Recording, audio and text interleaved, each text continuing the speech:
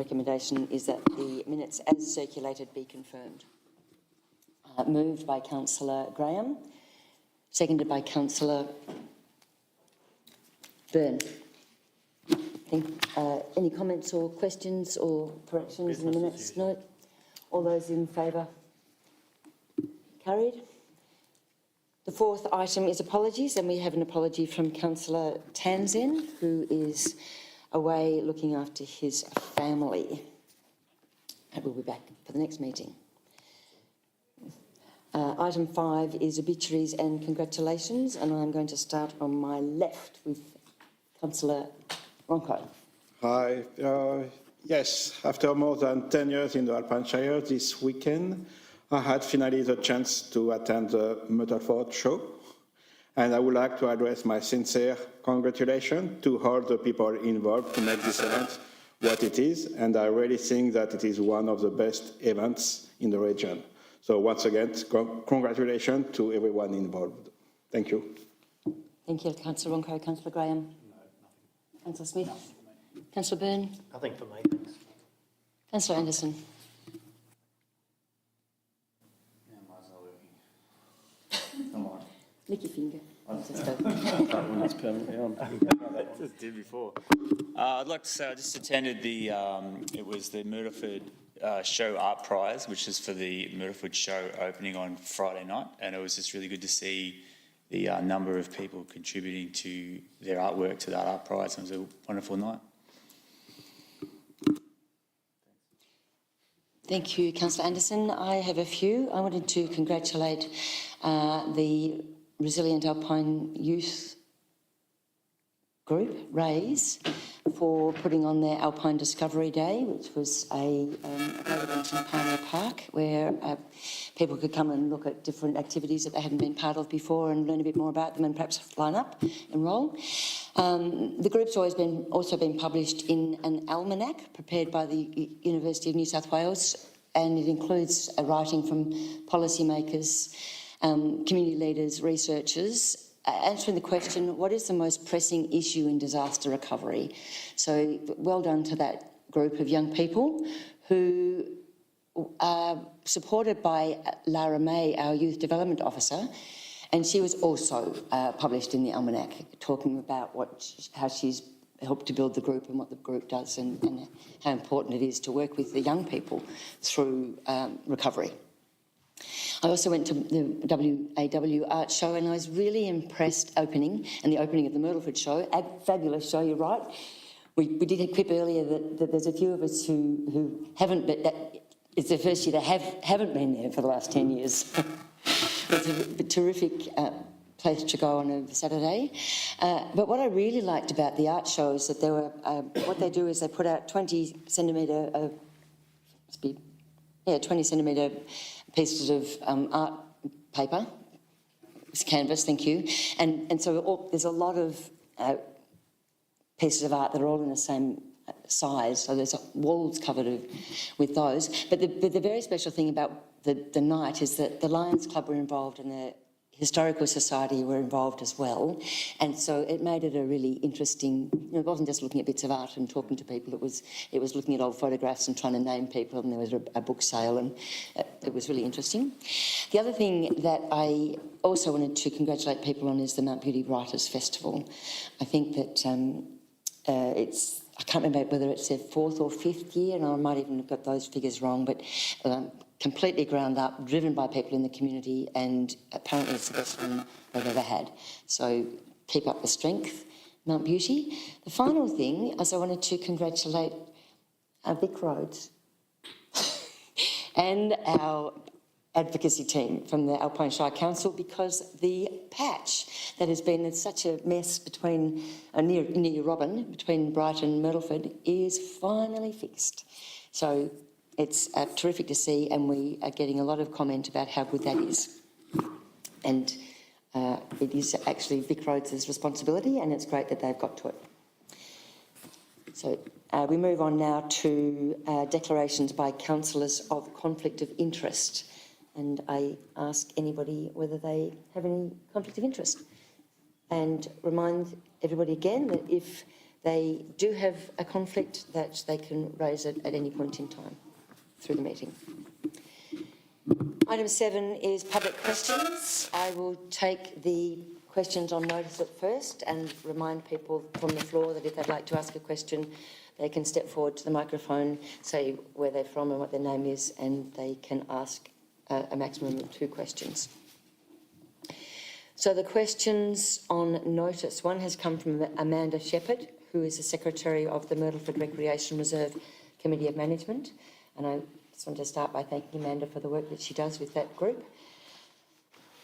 It's quite a long letter, so I am going to paraphrase it. So Amanda has asked that the stadium's shower facilities are fixed as quickly as possible. They are currently not in working order.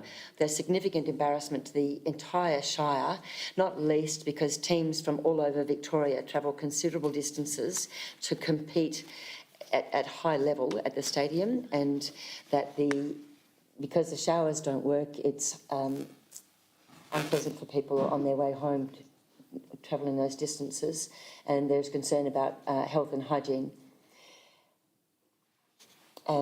So Amanda urges the Alpine Shire to treat this matter with the urgency it deserves. Restoring the shower facilities will not only uphold the reputation of our Shire, but also ensure that all participants have a safe, comfortable and enjoyable sporting experience. And the question is, how will the Council resolve this ongoing issue in the immediate future? And I am going to ask Ms Buckley to respond. Thank you, Madam Mayor, and thank you to Amanda for her question. I'm first going to read out an email from our officer, Property and Contracts Coordinator, where she responded to Amanda, and then add a little bit more detail. Property and Contracts Coordinator emailed back on the 17th of October. I'm writing in response to a letter from the Myrtleford Rec Reserve Committee regarding the facilities in the Myrtleford Stadium. As the Reserve Committee is aware, the management of the stadium is under a stadium committee appointed by Council. The Stadium Committee have raised concern, and Council officers have been working with them on what needs to be done to bring the facilities up to standard. We received a detailed report from the Stadium Committee this week. The Stadium Committee have advised that the objects stored in the ladies' showers will be removed prior to the CBL game this weekend. There is one shower that is unusable for the men, and this will be taped off. The other showers will be available for use on Saturday night. We are very aware the showers do not present well, and we're working on a solution, but it will come down to funding as to when the work will be completed.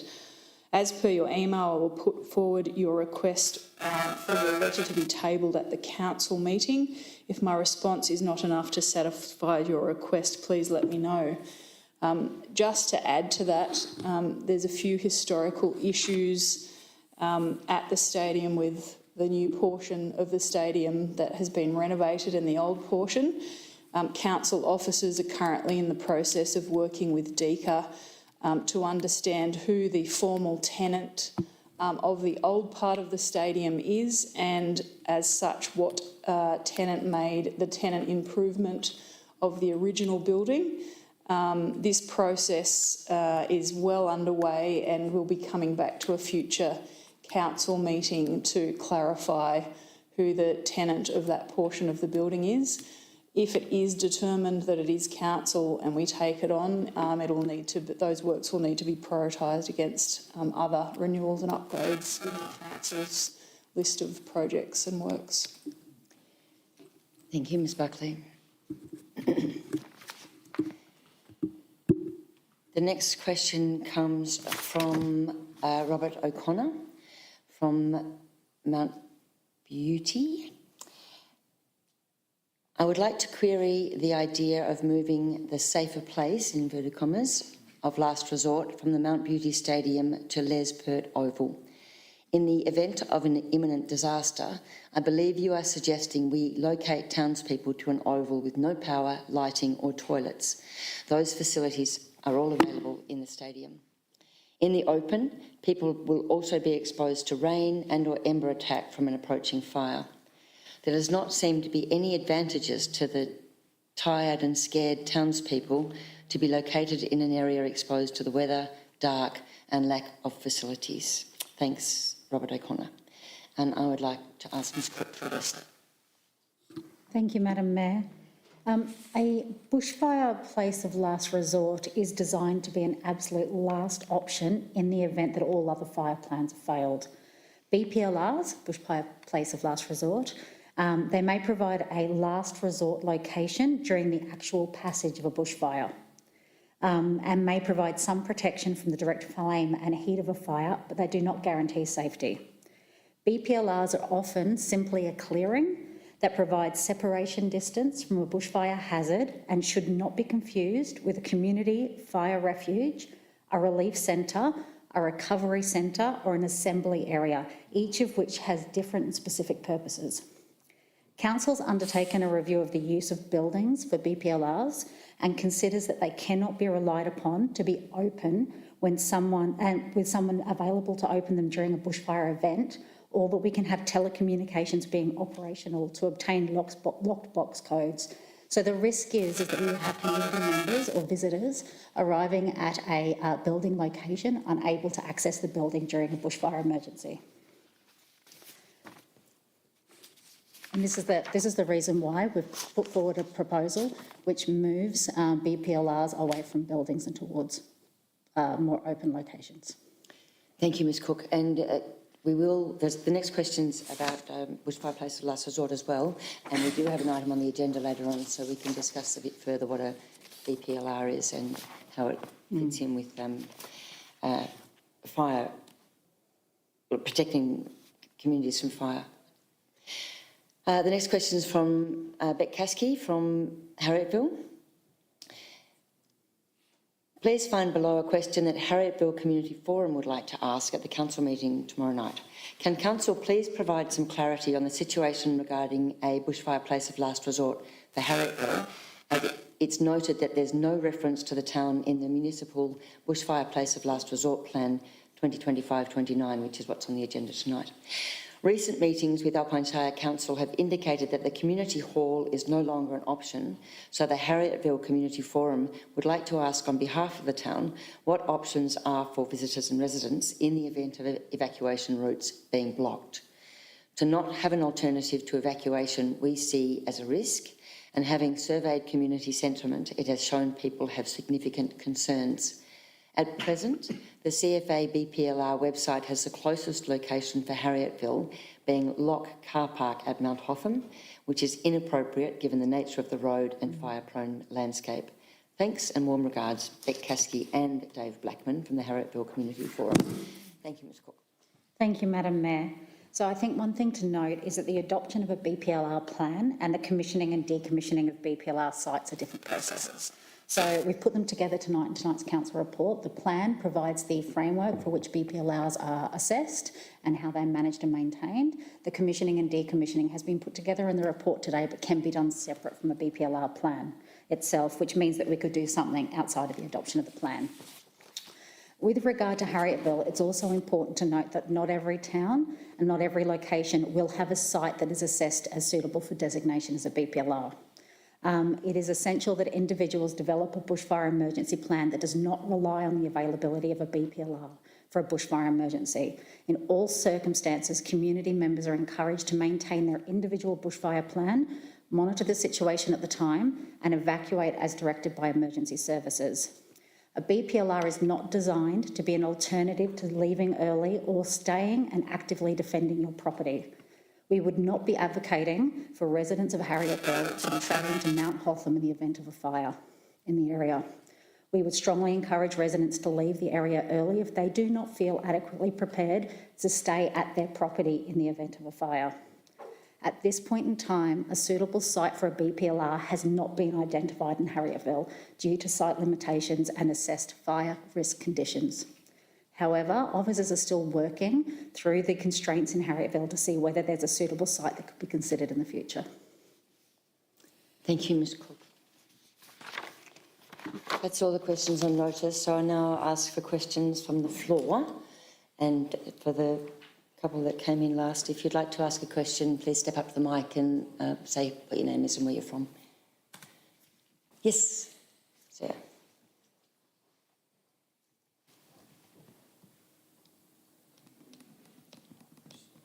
Yeah.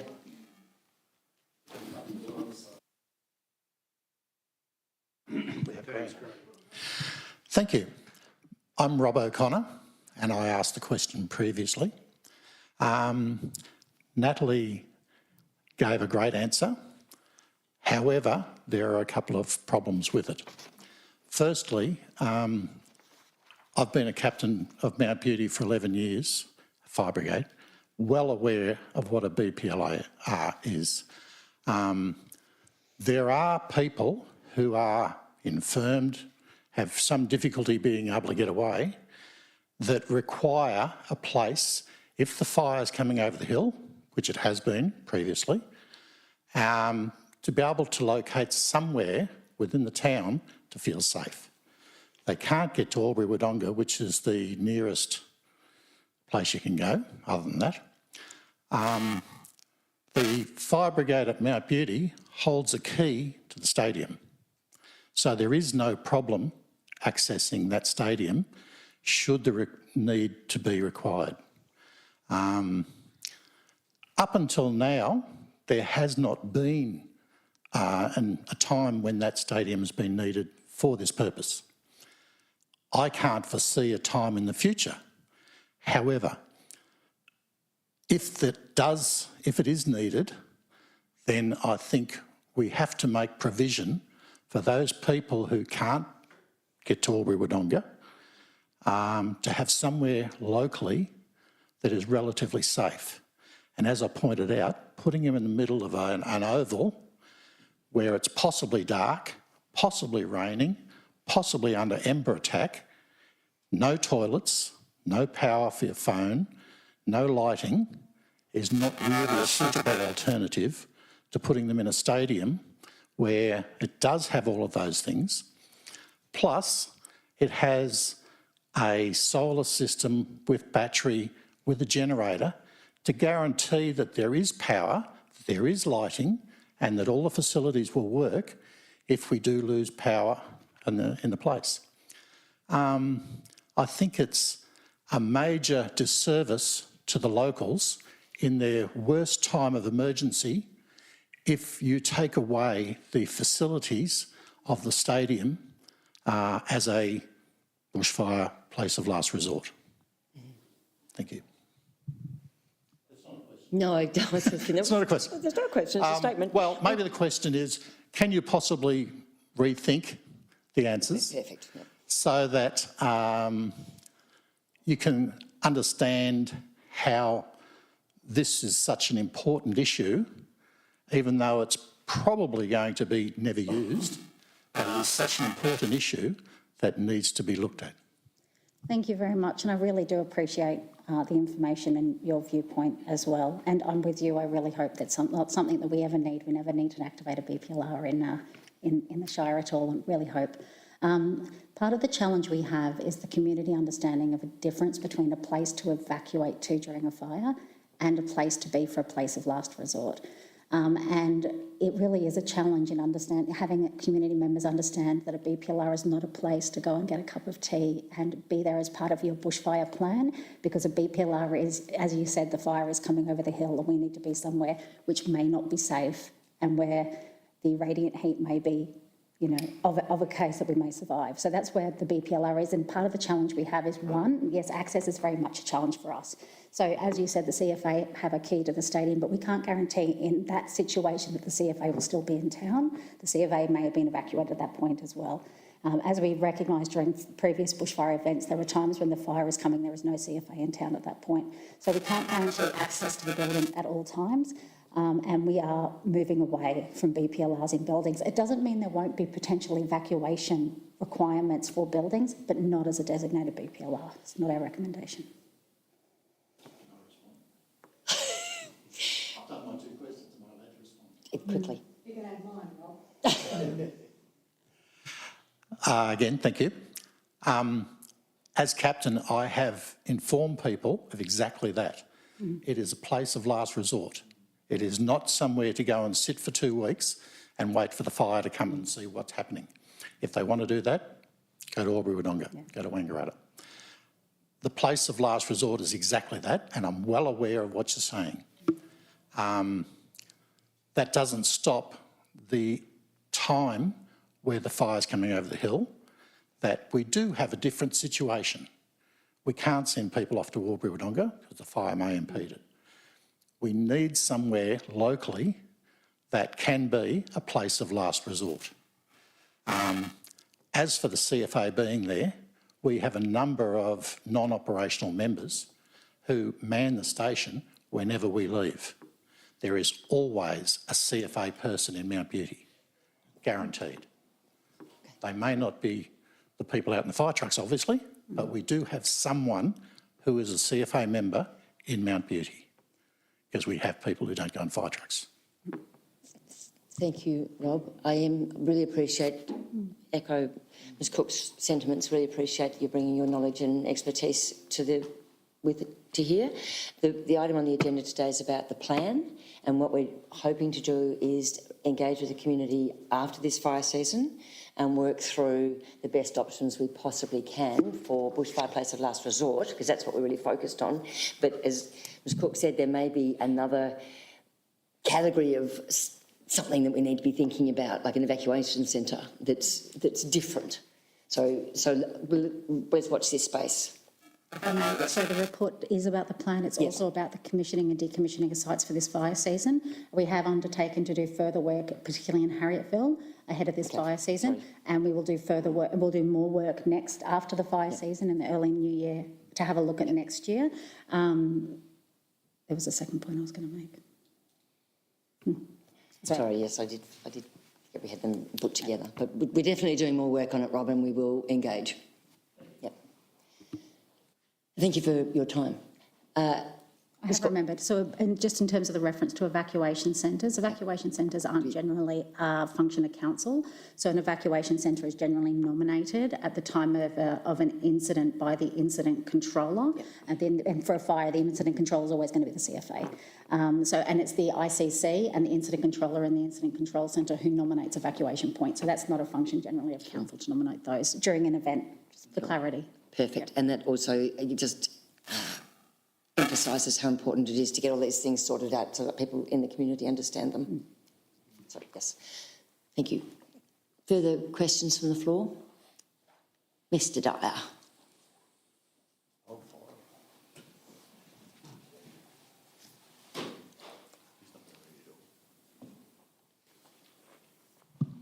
Matters arising from previous minutes. I believe last month I asked for a copy for a written copy of the minutes of the meetings for this last month, and you've just passed them. And going through this records here, there's no record of question time whatsoever. Now, minutes, as far as I'm concerned, if you don't have question time in it, you're not having the full minutes of the meetings, and it starts to be no accountability. And I asked last month for the minutes of the meeting for this month. So I'm asking the Mayor, Sarah Nichols, what's going on? Thank you, Mr. Dyer. We have addressed this question before, and about having the question time in the minutes, and we record it, and we. You don't record it. It's not written down here. We record it on the video, and this. So we are satisfied that that's enough of a record, and we don't provide printed minutes. You have before. No, we don't. I've had it for quite a few years before it was shut down by Peter Roper. Well, it's still shut down. And the other thing is, the state government, it's written in their laws that anybody that asks for a question time, the minutes of the meetings, they're entitled to it. So I'll ask again for this meeting that I would like the question times and the minutes of the meetings written up correctly next month. Now, this is already one question I've already wasted, which we've been through it before about question time, only 2 questions. That should have been brought up at minutes of the meeting, not me bringing it up now. The other issue is the trees that have been cut down in Myrtleford for the last year and a half. I asked last month, and I've asked previous too, that I'd like a copy and a photograph and the reason why those trees were cut down. Now, I'll change it a little bit this month. Instead of just the Myrtleford area, I'd like to know how many trees have been cut down in the Alpine Shire for the last year and a half, the reasons why, and photographs of them all. They should all be documented and photographed. If there's a problem, I'd like to know about it. So that's 2 questions that I've wasted this month. So am I entitled to have 2 questions, Sarah? You've had 2 questions, thank you. You allowed me 2 questions? You've had 2 questions. I've had 2 questions, even though it's your fault that the questions come up again. That's another question. All right, we'll go another month and see what happens. Thank you very much.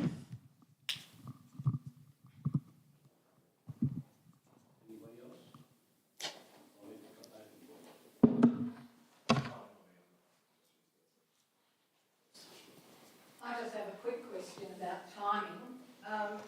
We just held a very successful Resilience Day in Mount Beauty on It doesn't need it.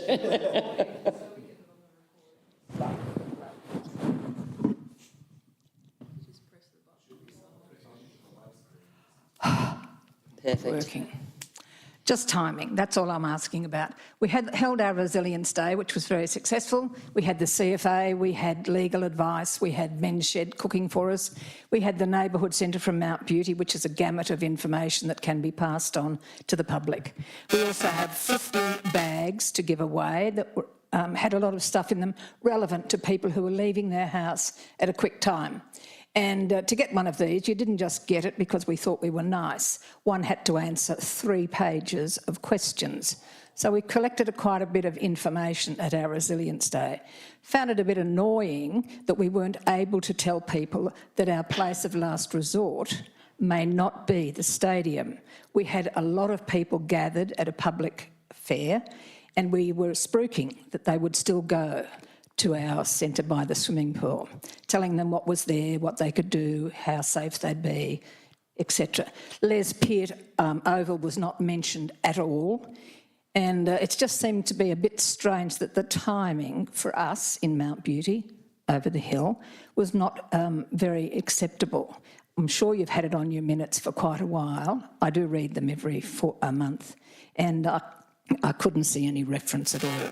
I'd just like to think if we could be kept up to date, we could advise our people who do come to these public meetings and inform them of the correct information. No, thank you very much for that, and I appreciate that that's not ideal. We were endeavouring to review and provide communication much earlier next year. Thank you. Thank you. Further questions from the floor?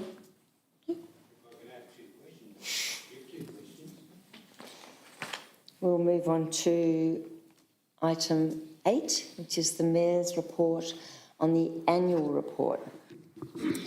So annual report is a legal requirement under the Local Government Act. It's very similar to the annual report that a corporation would produce.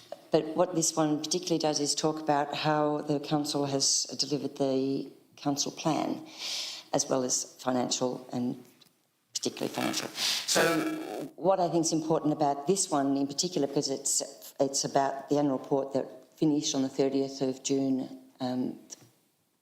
this year, so I can't remember what month it is now, which is the end of the Council Plan 21-25. So we recently put a new council plan in place, so this is reporting on the old one. And I just wanted to start with some of the magnificent funding that we've managed to achieve from both the state and the federal government across the Alpine Shire to be able to deliver the council plan.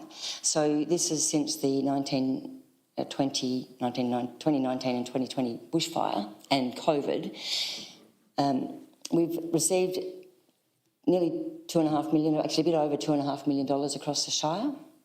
About $3 million of that went to community groups who were driving their own project and council wasn't involved. Now, Harriet Hall is an example of that. The upper ovens received about 3.3 mil, and that went mostly to Harrietville and some of their Better Places work. Yep. The Kiwa Valley received about 3.5 mil, and that mostly went to Taronga Hall, I believe. And then Dinner Plain and the High Plains Road received about 8.3 million. About 2.6 went to the High Plains Road. And then the lower ovens received 8.5 million.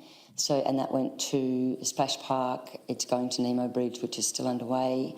It went to the Memorial Hall and a number of other projects. So some really terrific outcomes across the Shire, and one of the reasons I wanted to start with that, because it's really important that this work's identified, not necessarily specifically identified as a project in the council plan, but that the council plan points to these things as something that's really important for the Alpine Shire community, the whole municipal community.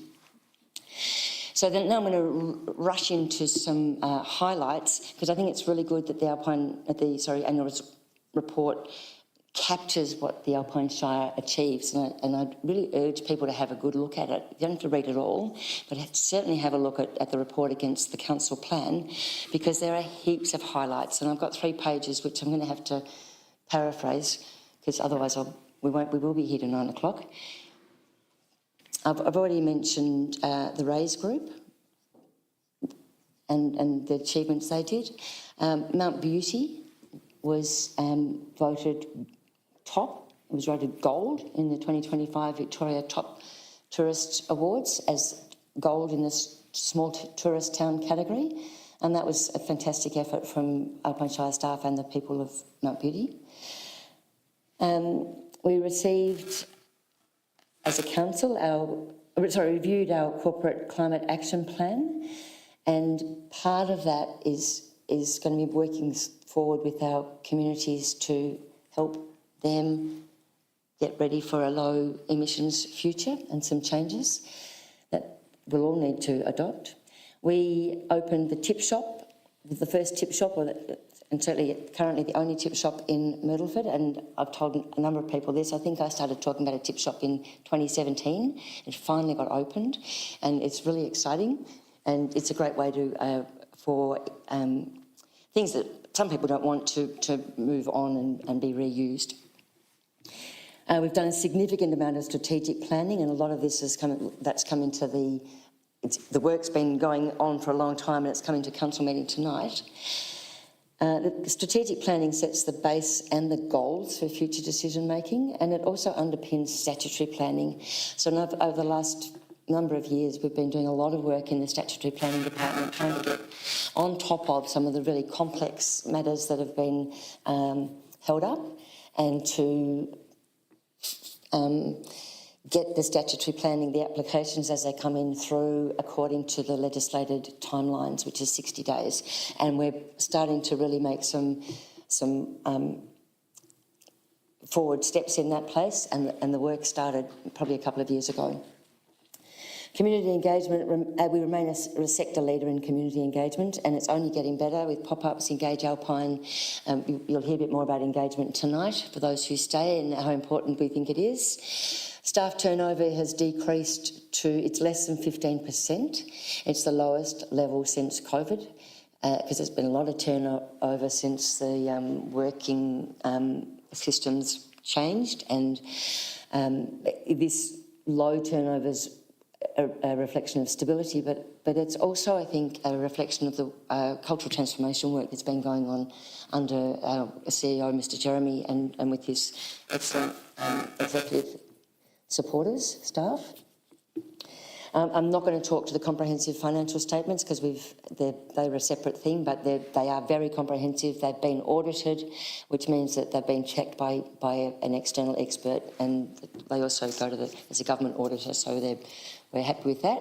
The only thing I did want to touch on is that the adjusted underlying deficit from 24-25 is almost $4 million. It's 3.8 million. And that's obviously not sustainable, and again, there's going to be a lot of discussion about that further on tonight, or some discussion. What it means is that we're spending more than our income, so that's something to keep an eye on. But some of the more positive things is in our performance is that the important service that I haven't already covered, both libraries and pools are increasing in use. So it shows that they're being really well used and probably well run so that people want to go to them. And I'm going to stop there. I want to just commend the Alpine report, annual report for anybody. It will be on our website, I believe, hope. And I wanted to thank everybody who's put the work in to make that all happen. Not just our staff, but mostly our staff, but also the community members who work so collaboratively with us to make things happen, and not least the people who pulled the report together. And I think it's actually really good reading. Didn't even, it's good. It's good reading. So thank you. And I put forward the recommendation. Sorry, just get the right page. That. Council, in accordance with Section 100 of the Local Government Act 2020, receives and notes the Annual Report 2024-25 and delegates to the Chief Executive Officer the authority to correct any typographical errors for councillors to. Moved by Councillor Ronco, thank you very much. Seconded by Councillor Graham. Councillor Ronco.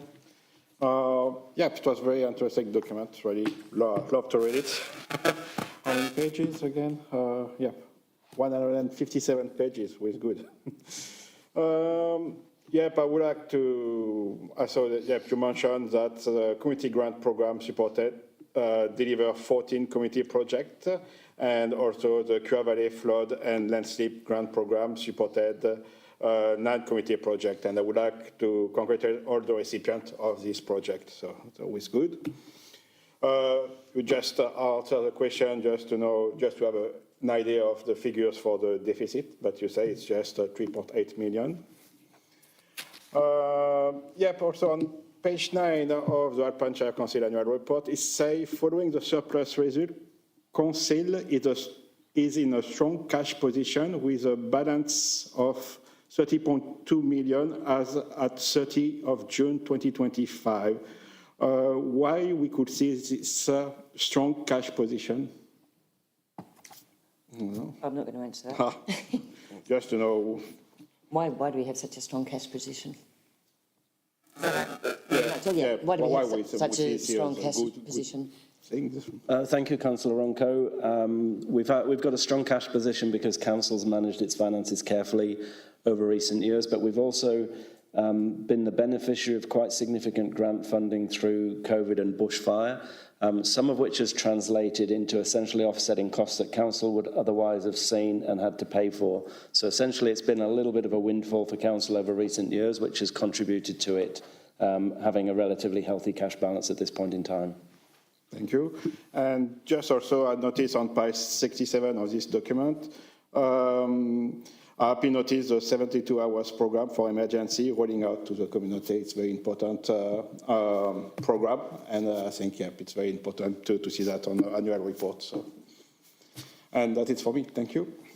Thank you, Councillor Ronco. Councillor Graham. Thank you, Mayor. It's quite a document to read, and if anyone's having trouble getting to sleep at night, this might be a good place to start. Thank you. Anybody else want to make a comment or ask a question? No? Okay, we'll take the recommendation or the motion to the vote. All those in favour? Perfect. Carried unanimously. And we move on to section 9, which is presentation of reports by officers, and 9.1 Chief Executive Officer Mr Jeremy, 9.1.1 I'll hand over. Thank you, Madam Mayor. So this is the presentation of contracts which have been approved under delegation by the CEO. So my delegated financial authority is $200,000 exclusive of GST.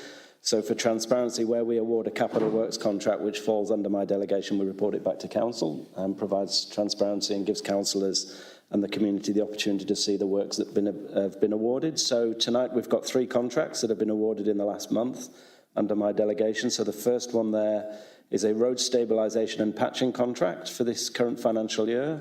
And the tender that's been successful is Central Vic Stabilising. We did have a budget allocated by Council of $205,000, which, had it been awarded at that value, would have not been within my delegation. However, we've got some very sharp contract pricing at the moment. The contract's actually coming at $153,611.88, excluding GST. So road stabilisation and patching is part of our typical annual road renewal programme, and the team, I'll pass to Sarah if there's any detailed questions, but do a condition assessment, identify roads which require this stabilisation and patching, and work a programme each year of the road renewals programme. So that's the first contract. Second contract is for the Alpine Shah seasonal pools painting. So the tenderer who was successful is Rhino Linings. And we had an allocated budget of $100,000 for this works this year, excluding GST, and the contract was awarded just below that value at $93,260. The final contract here is the Bright Skate Park upgrade and repair. Successful tenderer here was Unearth. Now, this was an interesting one. This was not works that was budgeted this year. So the team submitted a grant funding application to the state government. When the budget was adopted by council, we hadn't received the outcome of that funding application, and subsequently we found out we'd been successful in securing a $164,522 grant from the state government.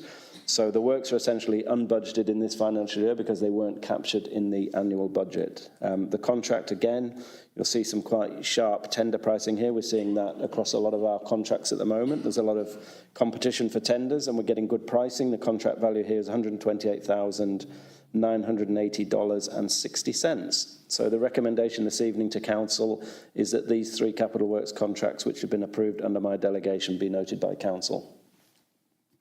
Councillor.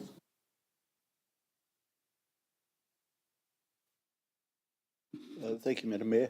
My understanding is that the road stabilisation and patching last year was at lower ovens. This year will be upper ovens, is that correct? Thank you, Councillor Graham. Yes, that is correct. Councillor Anderson. Just a question on the skate park. When will the skate park project be starting if we were to pass this? And where can people find information on the designs of the skate park upgrade? Thank you, Councillor Anderson. The project is due to start mid to late January, pending other jobs that the contractor has actually in Beechworth currently.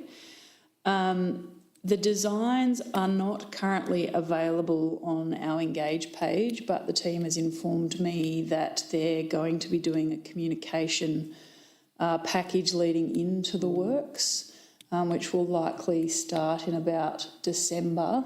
The design are locked in place, but we will do some communications which will show the works that are going to be carried out on site.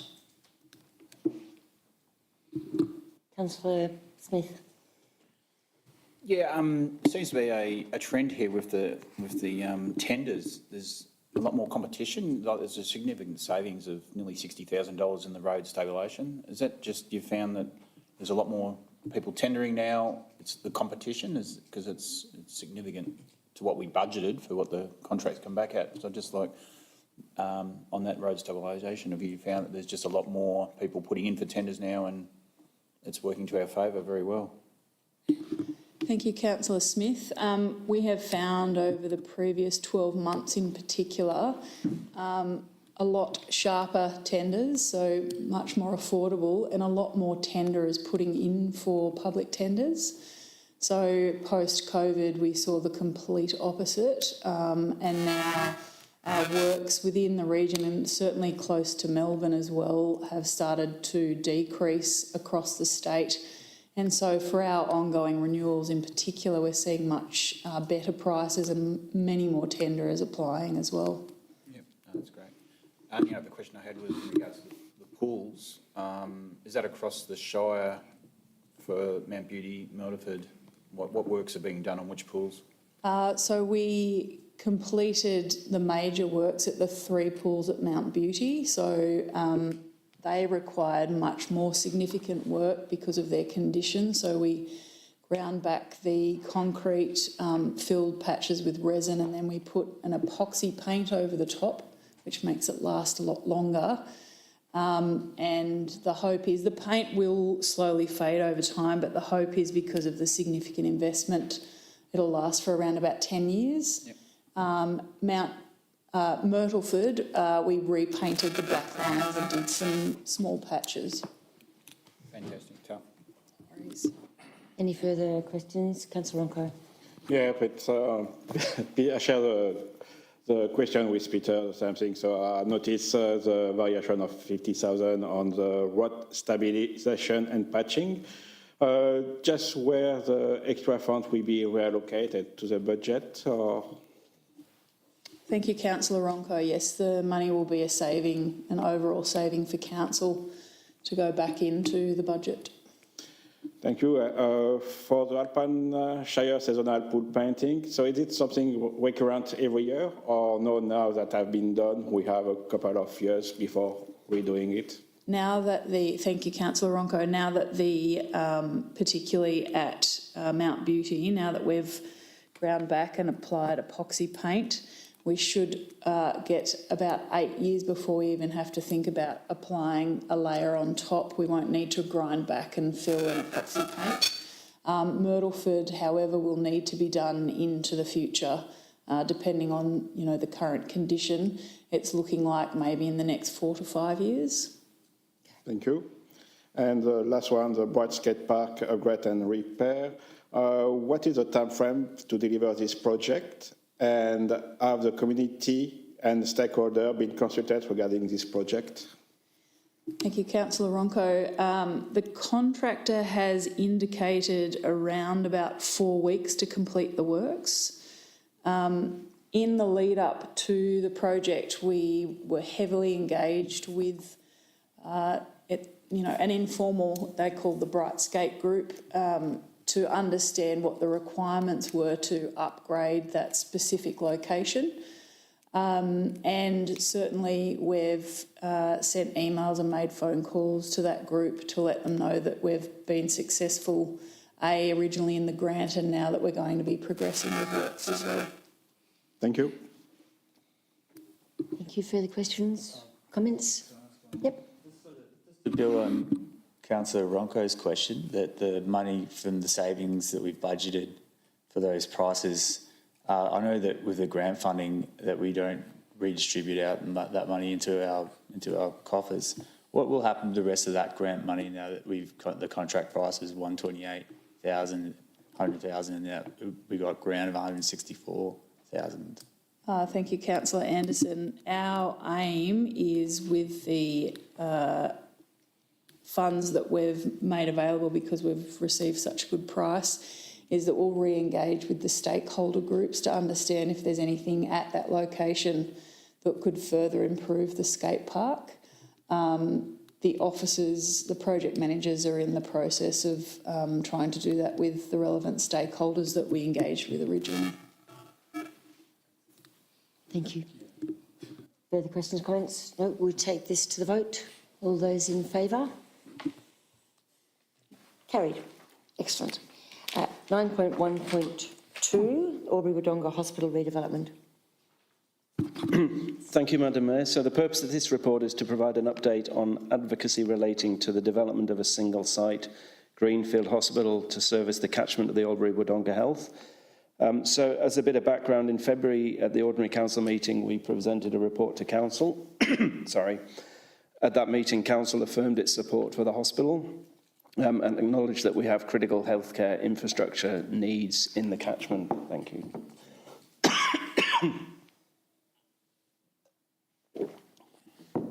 So since then, in early September, Council participated in a tri-council briefing. So we got the councillors from the Indigo, the Alpine and the Tawong Shire councils together. And we actually hosted them in Bright this time, so we brought them into Bright and had a meeting. And one of the topics on the agenda was the Albury-Wodonga, the situation with the Albury-Wodonga hospital redevelopment. There were some pretty compelling messages. We had some external speakers come in and some advocates in support of the single-site hospital. And subsequent to that meeting, the Alliance, so the Albury-Wodonga Regional Health Alliance, put forward a request to each of the beneficiaries of the Albury-Wodonga Health, so each of the partners within that catchment, for them to contribute towards a lobbying programme. So essentially they see the next step in pursuing this vision for the single-site Greenfield Hospital to bring in some professional support. What they did is they established the budget they need to deliver the lobbying, and then they found a way of apportioning that according to the population and the relative interests of the different councils that essentially access Albury-Wodonga Health. That's where that strange figure of $8,263 came from. So it's a split according to the proportion of the population that the Alpine Shire has, which access this hospital. I've made a commitment under my delegation of that funding towards advocacy for the new hospital, and the purpose of this meeting today is to bring that to Council so that Council can again affirm its support for that development and also note the commitment of funding that was made towards that continuing advocacy programme that's been made under my delegation. Thank you, Mr Jeremy. Do I have a mover and a seconder? Moved Councillor Byrne, seconded Councillor Ronco. Councillor Byrne. Just like to congratulate Council on joining the advocacy and lobbying for a new Albury-Wodonga Regional Hospital. We're one of 13 councils that have across northeast Victoria and southern New South Wales who are advocating for this Greenfield site hospital development. To give you an idea of how poorly funded we currently are in the northeast, Albury-Wodonga Health serves as the largest regional health service between Sydney and Melbourne, comparable in size to Ballarat and Bendigo. Yet, we operate 272 available acute inpatient beds compared to 460 in Bendigo and 407 in Ballarat. We've got approximately 3,000 people on an elective surgery waiting list. When you compare that across we're one of the largest regions outside Victoria metro hospitals, and that waiting list is 50% more than Bendigo, Ballarat and Geelong. Our daily occupancy rates are at 110 to 125%, well above the safe operating threshold of 85%, placing the hospital in a continued state of dangerous overcrowding. Daily bed shortages are 30 to 70 beds for existing patients, not counting those who cannot be admitted. We only have 9 dialysis chairs compared to 24 in Wagga Wagga, a town half our size, or a health region half our size. So this is a long time coming, and I'm proud that we're all supporting it. Thank you, Councillor Byrne. Councillor Ronco. Yes, I will share also some of the figures that Dave just brings. So yeah, the Albury-Wodonga Health has 272 available acute inpatient bed, which is 188 less than in Bendigo, and which is 135 less than in Ballarat. Also, the Albury-Wodonga Hospital redevelopment proposal will only add 35 beds, when he really need between 150 to 200 extra beds. The Albury-Wodonga Hospital is 30 to 70 beds short for the patient in the hospital. And finally, our catchment per capita spend is around 5,000 compared to 8 to 10,000 in other catchments. So I really think that we need to continue our advocacy effort by committing extra funding, like other local governments, towards the development of a new single-seat hospital to service the catchment of Albury-Wodonga Health, which is so much needed and overdue. Thank you. Thank you, Councillor Ronco. Would other councillors like to ask a question? Or come on, Councillor Smith.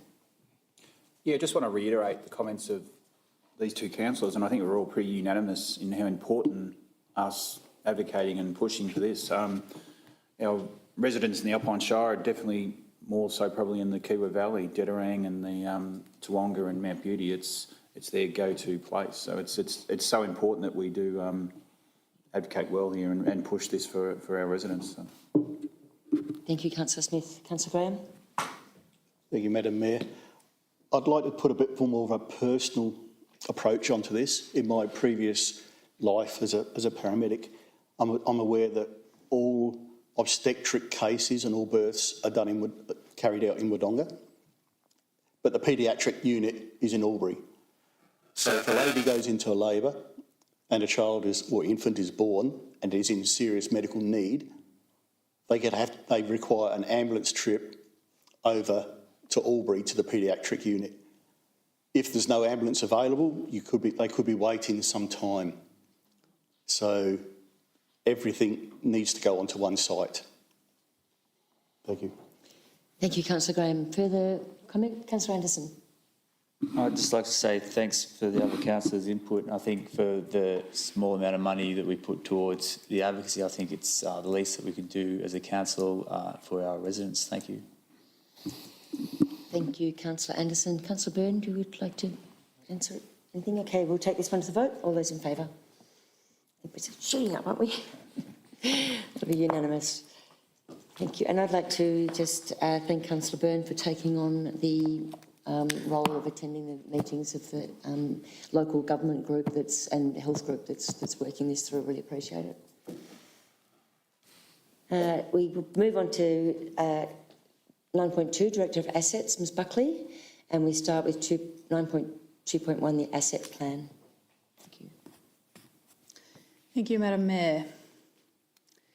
The Asset Plan 2025 to 2035 has been developed and following public exhibition can be considered for adoption by Council. The Asset Plan is a legislated requirement introduced in the Local Government Act 2020 that requires all Victorian councils to develop, adopt and keep in force an asset plan. The asset plan itself is a strategic document that informs the community about how council's infrastructure assets will be managed and maintained to support achieving the community vision and council plan objectives. The plan must cover a minimum period of at least the next 10 financial years and include information about maintenance, renewal, acquisition, disposal and decommissioning in relation to each asset class of infrastructure asset under the control of council. These asset classes included in the asset plan are roads and car parks, buildings, pathways, open space, drainage and bridges. Council's current asset plan has been reviewed against a variety of documents that are listed in the report, not limited to the council plan and the finance plan, and there's other documents listed within there. The review of the asset plan ensures the continued sustainable management of council's assets and informs investment decisions that balance cost, risk and performance across the asset's life cycle. As a result of the review of the asset plan, an asset plan has been completed with updates to reflect the most accurate asset data and retain consistency with council's strategic goals and objectives. The asset plan was, of course, developed in conjunction with the draft financial plan. As such, it provides a long-term view of the resources that are planned to be available and how these will be allocated and prioritised over the next 10 years. The financial plan is also recommended to be adopted at the ordinary council meeting. In accordance with the requirements under the Local Government Act 2020, the asset plan must be adopted in accordance with the council's community engagement policy. The content is closely aligned with that of the financial plan and supports the delivery of strategic objectives in the council plan and the community vision. The asset plan was prepared with significant community engagement, including a deliberative engagement process as part of the development of the Council Plan 2025 to 2029. The asset plan was also released for a 14-day public exhibition period following the September 2025 Council meeting, and submissions closed on the 24th of September 2025. There were 6 submissions that were received as part of the engagement process, and these are listed in the report and will be responded to post the council meeting and decision this evening. The submissions that were received did not change the intent of the asset plan.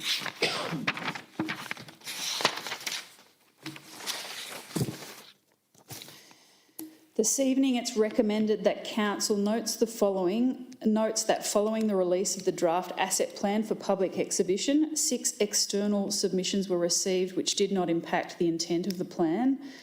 That Council revokes the asset plan 2022 to 2032 version 1 and adopts the asset plan 2025 to 2035 version 2 and signs and seals the asset plan 2025 to 2035 version 2 at the appropriate stage of this meeting.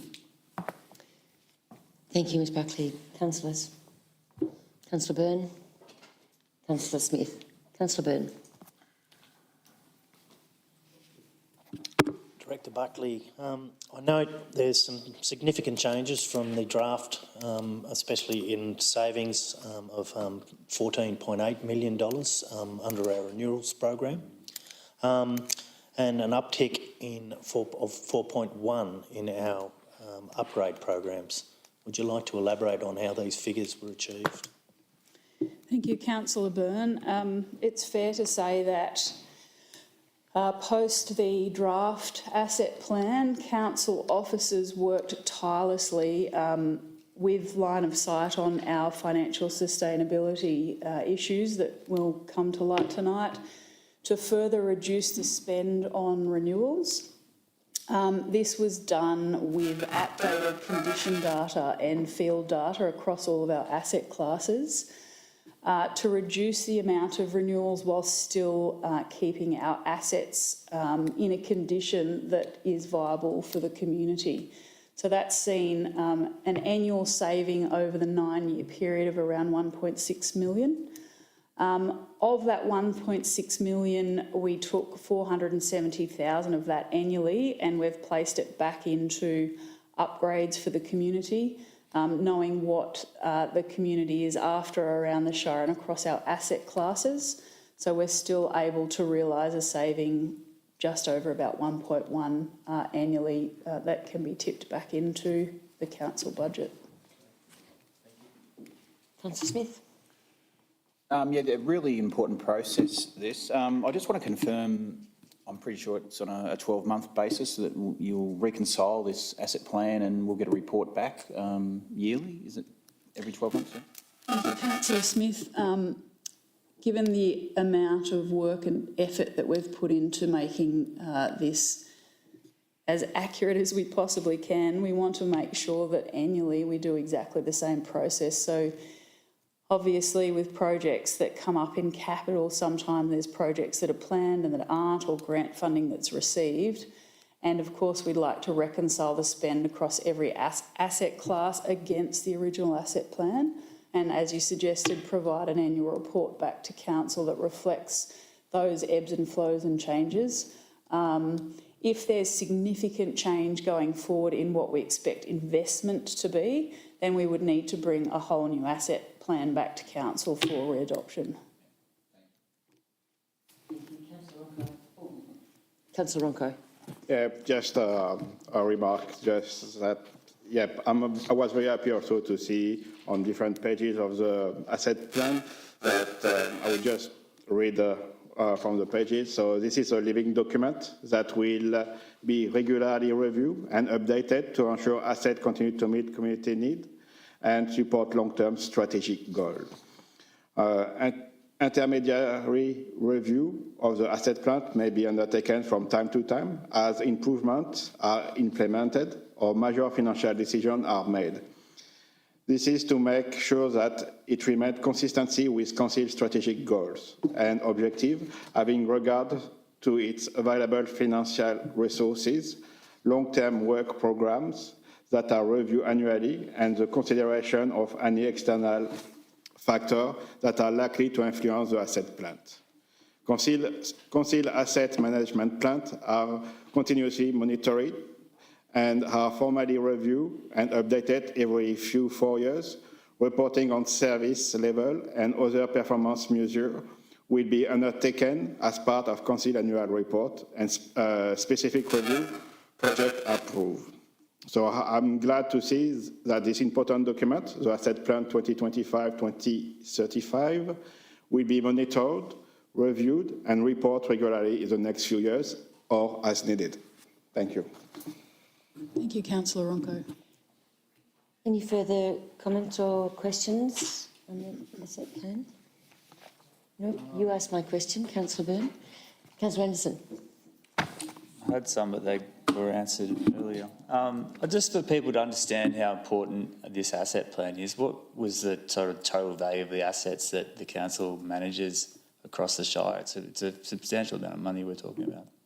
Thank you, Councillor Anderson. Yes, $375 million worth of assets. So it's significant. There's many of us within council who I believe over the last 3 years have sort of breathed life into the importance of assets. We've always looked after our assets very well, but to understand the importance of the forward planning of those assets for every asset class and the community needs, and that reconciliation annually of where we're headed and what we need to do whilst in keeping with the financial sustainability of the organisation.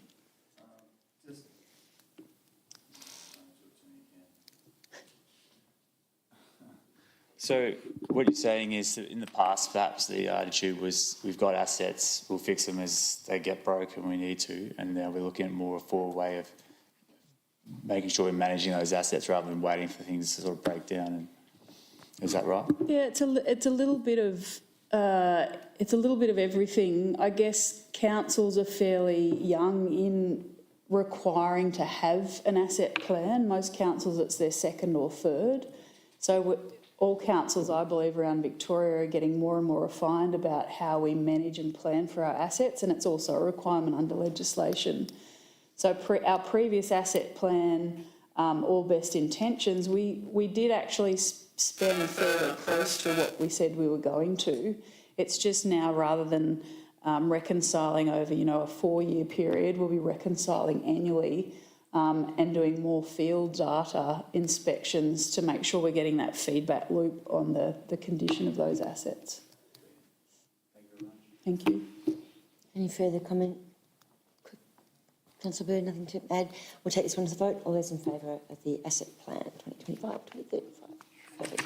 That is unanimous, and we move on to item 9.2.2. Ms Buckley. Thank you, Madam Mayor. The draft Alpine Shire Community Infrastructure Needs Assessment 2025 provides an evidence-based framework to guide future planning, investment and decision-making for community infrastructure across the Alpine Shire. This report recommends that Council endorses an engagement process for community consultation. Once consultation is complete, Council will review any feedback received ahead of considering a final Alpine Shire Community Infrastructure Needs Assessment at a future Council meeting. The draft CENA aims to identify strengths, weaknesses, gaps and opportunities for improvement in the community and social infrastructure. By aligning infrastructure planning with Council's strategic goals, the draft CENA ensures that future investment delivers maximum community benefit, supports wellbeing and strengthens the resilience against future environmental and social pressures. The draft CENA identifies several interrelated issues and challenges that will shape Council's future planning and decision-making. These are detailed in the report, and I paraphrase: infrastructure upgrades and renewal, infrastructure provision, demographic needs, climate resilience, financial sustainability and community expectation. It is proposed to consult with the community and seek feedback on the draft CENA. This will give officers the ability to engage with the community on the issues raised in the initial pre-draft consultation, consider feedback and update the document prior to a council meeting. The draft CENA does not allocate capital costs to specific projects, but provides a framework that will guide future investment and decisions and external funding advocacy in community and social infrastructure. Delivering major infrastructure projects will be contingent upon external funding from the Australian and Victorian governments. It's worth noting the consultation in that we have conducted internal consultation with one-on-one workshops. We have already started a targeted stakeholder consultation. This was conducted on the 21st to the 22nd of October, pretty much as we speak, to start pre-engaging with those groups to understand their points of view. The broader community will now be engaged with through the release of this document, through online engagement and surveys. Therefore, this evening it's recommended that Council endorses an engagement process to seek community feedback on the draft Alpine Shire CENA 2025 for a period of 4 weeks, and notes that Council officers will consider community feedback and report back to Council at a future ordinary Council meeting. Thank you, Ms Buckley. Councillors. Can I suggest an amended motion here, please? Yes. Yes, you may. To move and second the motion first. No, we don't have to. You don't have to? No, we don't have to. So this is a recommendation, so David can add something to the recommendation right now. Given this is a given this is a substantial report and a very emotive issue amongst the Shire, because there's a number of people who like what the position we're in now and may be resistant to change, and to give them more time to consider the report, may I suggest we amend point 1, endorses an engagement process to seek community feedback on the draft Alpine Shire Community Infrastructure Needs Assessment 2025, attachment A, for a period of 8 weeks instead of 4. And point 2 remains the same? Yep, So I we would have like to second it. We have a recommendation. We now have a recommendation moved by Councillor Byrne with 8 weeks instead of 4. Seconded. Seconded by Councillor Ronco. Councillor Byrne. Nothing further to add, thank you. Councillor Ronco. Yep, just a few questions regarding, what the next step process? So I know we had a consultation with targeted stakeholder. So now the draft will go to the community. And what will happen again? Do we consult again the stakeholder? Thank you, Councillor Ronco. Yes, that's correct. They will also, those targeted stakeholder groups will also receive a copy of the document, and staff will re-engage with those groups as well to take their feedback. Thank you. And on the draft, also on page 73, an additional opportunity to redevelop the land currently used by the Bright Croquet Club has been studied with further analysis needed. What is the cost to consider for the management and maintenance to this facility, like any cost for lawn mowing or rubbish collecting? And what will be the cost to redevelop and maintain this new facility to council? Thank you, Councillor Ronco. I'll take that question on notice, and I can provide estimates on that at the next council meeting. Thank you.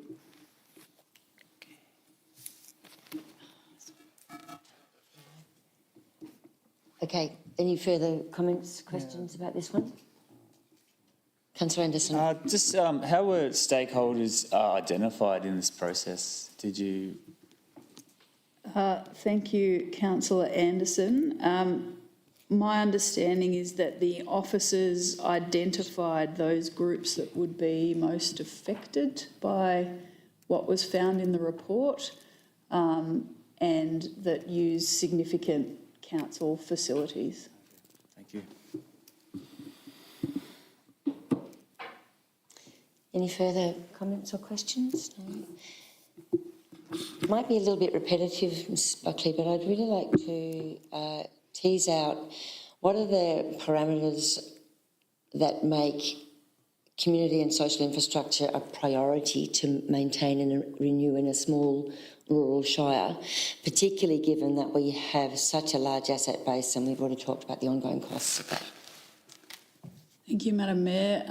We really, throughout this report, have looked at efficiencies, like you reflect that we've got a very large asset base, and multi-use is becoming more and more important for small regional councils, both from an efficiency perspective and also from a Victorian and federal government perspective, because of our large asset base into the future and our financial sustainability issues, we will need to look at how best we are using those facilities and how many different groups have access to those into the future. It will be, difficult to have assets sitting there that get used once a month, for example. So it's all based on value out of the asset versus the investment that we're putting into it. And it's value to the community, not just Right, exactly. whoever using it. Thank you. Any further comments or questions? Oh, sorry. Yes. If I may, before we take this to a vote, the process we are following is an alternate motion process, not an amended motion process. This won't be a valid vote if we vote now. To put forward an amended motion process, we require the first motion to be moved and seconded. It's not an amendment motion. There was no motion put forward. It was a recommendation, and the recommendation was changed and put forward as a motion. So then it became a motion. So Councillor Byrne stated it was an amended motion. Should we change the recommendation to an alternate motion? Yes. We are following an alternate motion process. Yes. Sorry, I'm actually writing it down too. It's an alternate motion, not an amended motion. Sorry about the terminology. Yes. Thank you very much, Ms. Scott. It is an alternate to the recommendation, and it is the motion that we.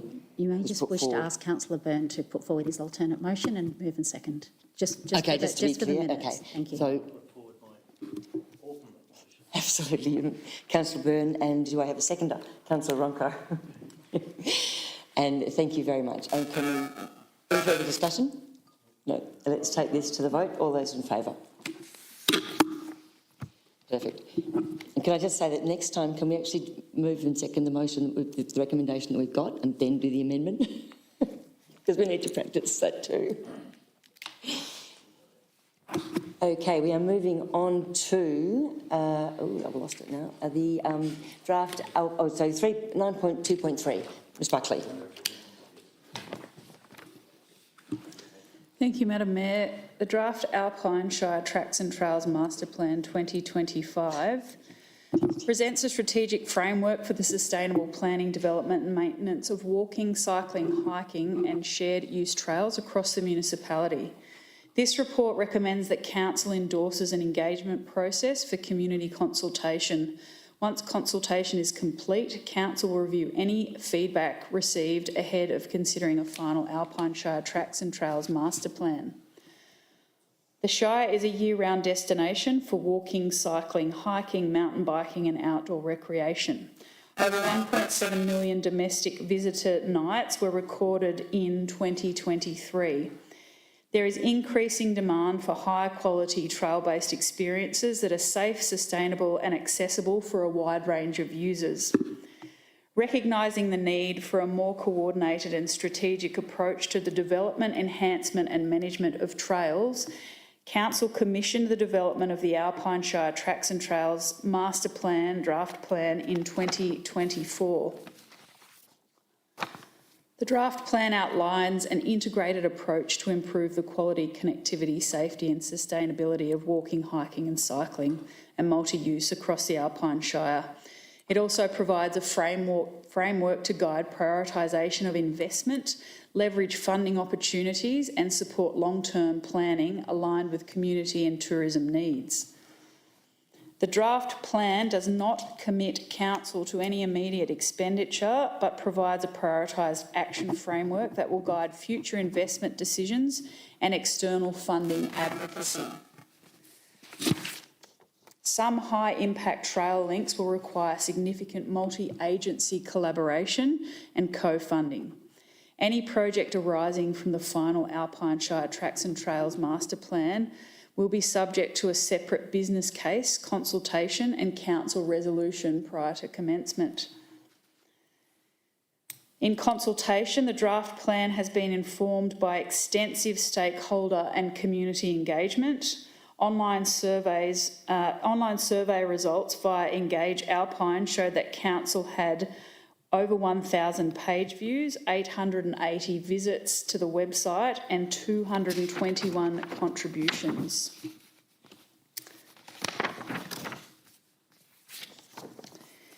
Therefore, this evening it is recommended that council endorses an engagement process to seek community feedback on the draft Alpine Shire Tracks and Trails Master Plan. Please remove Appendix A, it's an error, cross that out, for a period of 4 weeks, and notes that council officers will consider community feedback and report back to council at a future ordinary council meeting. Thank you very much, Ms Buckley. Mover and a seconder. Councillor Smith, Councillor Anderson. Councillor Smith. No. Councillor Anderson. Probably going to get repetitive, but how many stakeholders have been engaged in the process of putting this draft plan together? So we had 7 groups of stakeholders. Note of who they were. That were engaged with, and then we did the broader engagement, which was a very, very high response for us in terms of over 200 submissions, over 1,000 views through our Engage page based on targeted questions to the community. I guess does this plan sort of, if it goes ahead, give weight to any grant applications that we might seek in the future? Because we could say we've gone out to community, we've gone through a large number of people, and this is what they want, this is what they're doing, this is what they need. Thank you, Councillor Anderson. Absolutely, it does strengthen grant applications. At the moment, any state and federal applications require you to have been through a community engagement process first, do a scoping exercise, move into concept, and eventually detailed design for specific projects. So it certainly strengthens our chances of funding. All right, thank you very much. Thank you, Councillor Anderson. Other councillors? Councillor Graham. Thank you, Mrs Mayor. I'd like to move an amendment to this motion. Given again that this is another 300-page document and 4 weeks is probably too short a time, can we adjust or amend section 1 for the period of 8 weeks? Yep, I'm happy to second it. Moved by Councillor Graham, Second it. seconded by Councillor Ronco. Yep, and Councillor Graham, you would like to speak to it? Councillor Graham, you already have? Yep, that's fine. Councillor Ronco? Yep, just he's here, the 300 pages, yes, and I read it. So Did you that's wait? fine. So, yep, I think all residents will need a bit more time to consult and to give their feedback. Their feedback is very, very important. Also, just a question. On this motion, on this amendment? Not on the No, amendment. okay, so we'll deal with this amendment at this point in time. Any further questions or comments on the amendment itself? No, in which case we'll take that to the vote. The amendment changing the item 1 to 8 instead of 4. All those in favour? Perfect. So now we can go back, that's carried. Now we can go back to the discussion about the substantive motion, which is now 8 weeks. So I think that's where you were going, Yep. Councillor Ronco. Yep.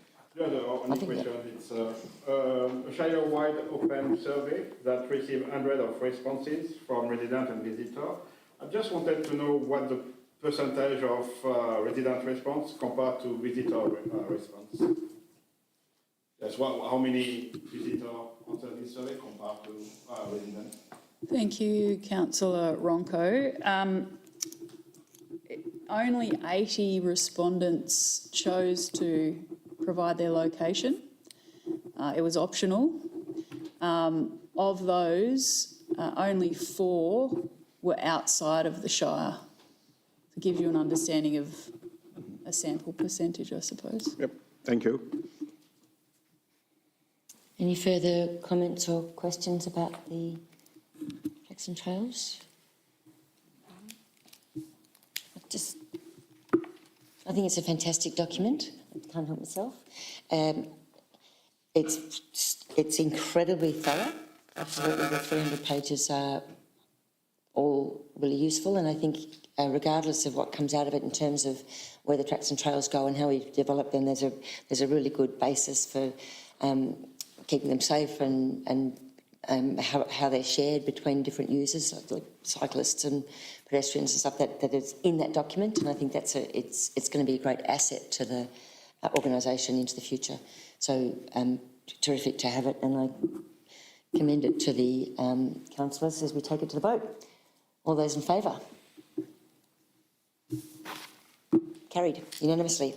Thank you. The next item is 9.2.4. Ms Buckley. Thank you, Madam Mayor. The draft Alpine Shire Aquatics and Indoor Stadium Feasibility Study 2024 provides a comprehensive evaluation of Alpine Shire's aquatic and indoor stadium infrastructure. The report recommends that Council endorses an engagement process for community consultation.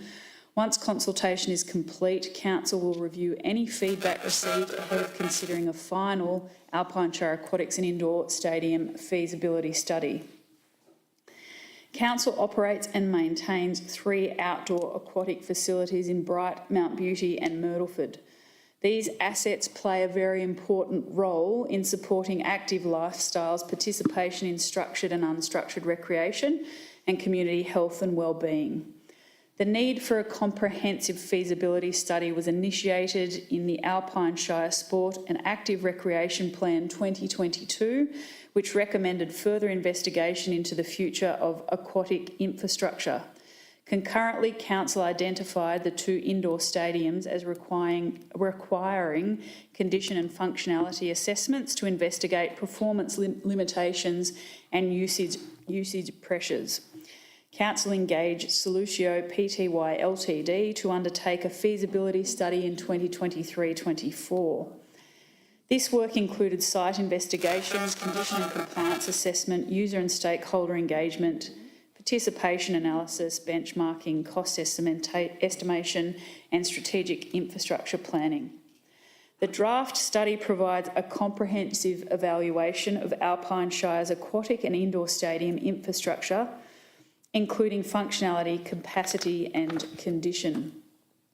The draft study outlines community demand for both aquatics and indoor sports facilities at or nearing capacity and increasing limitations due to infrastructure age. It also highlights cost estimates, asset renewal forecasts and proposed stage investment recommendations. It outlines a clear path towards funding, advocacy, asset planning updates and community consultation. With targeted investment, the Shire's existing pools have approximately 20 years of useful life remaining. This gives Council sufficient opportunity to plan and deliver upgrades after the 20-year period in a financially sustainable and phased approach. Leading on with the financial and resource implications, the draft study identifies a range of capital and renewal costs associated with the ongoing maintenance, upgrade and potential redevelopment of facilities across the Shire. Identified works can be incorporated into Council's future asset management plans. This will assist with prioritisation, life cycle planning and budget forecasting.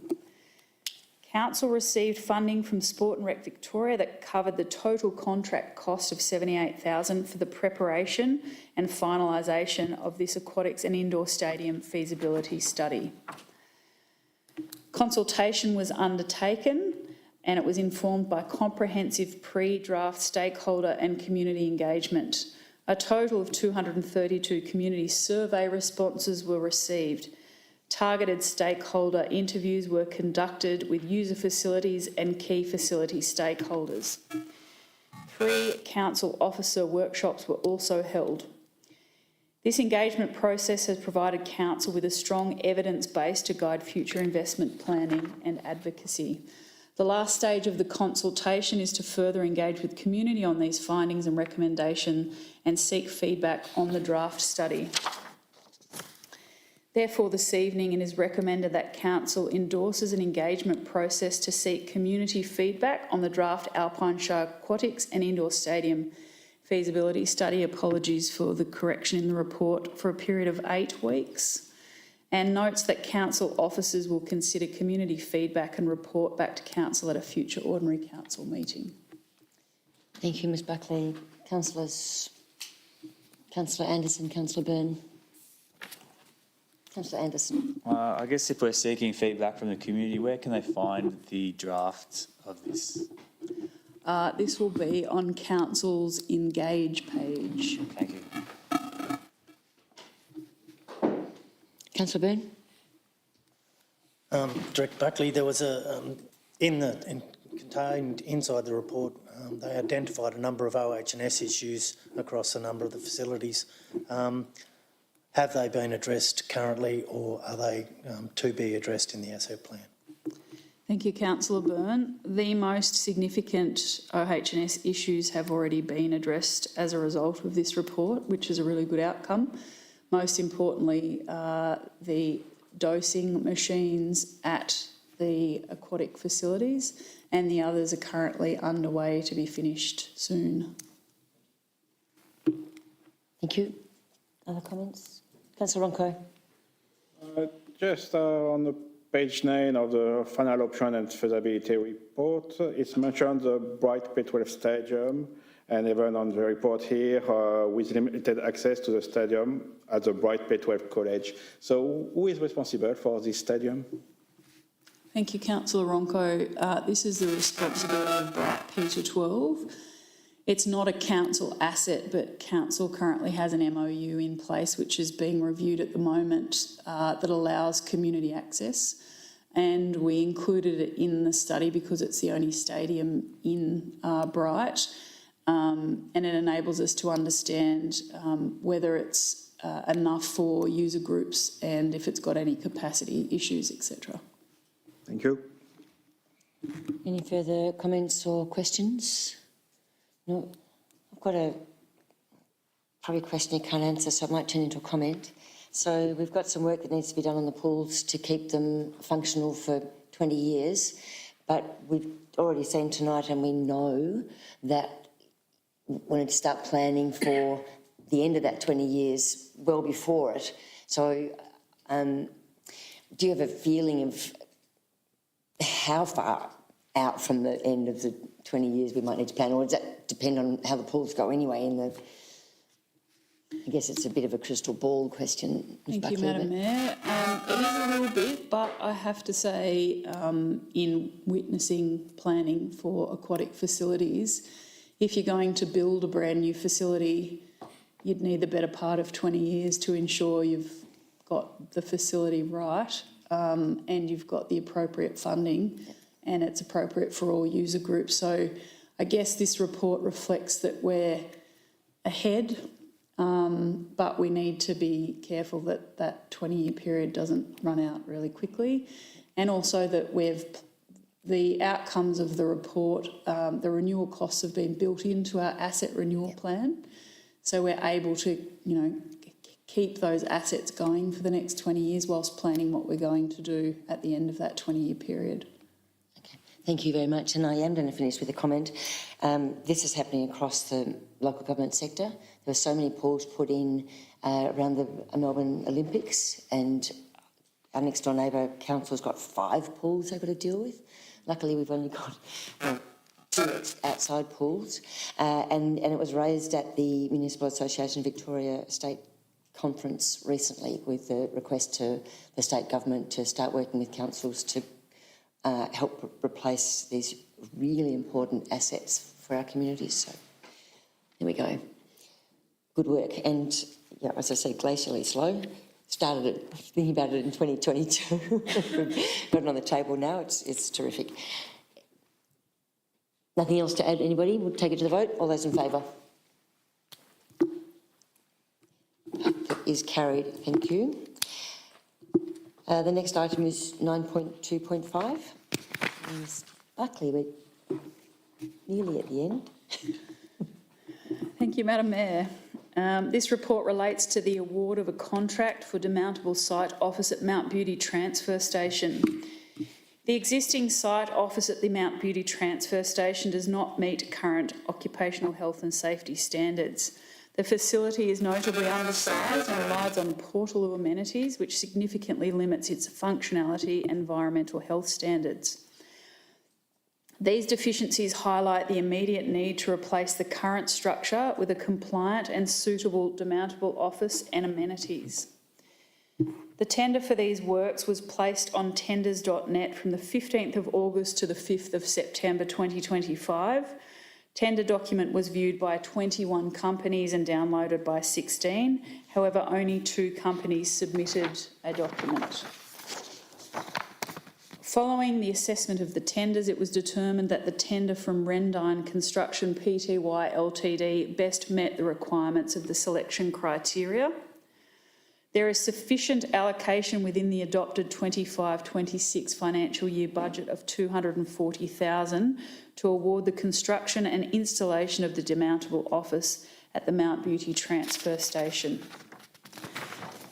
Therefore, this evening, it is recommended that Council awards contract number 26147, demountable site opposite Mount Beauty Transfer Station, to Rendine Construction Pty Ltd for a lump sum price of $212,114 GST exclusive, delegates authority to the CEO to sign, seal and the contract at an appropriate time, and delegates authority to the CEO to sign variations up to the adopted 25-26 budget amount of $240,000. Thank you, Ms Buckley. Councillors.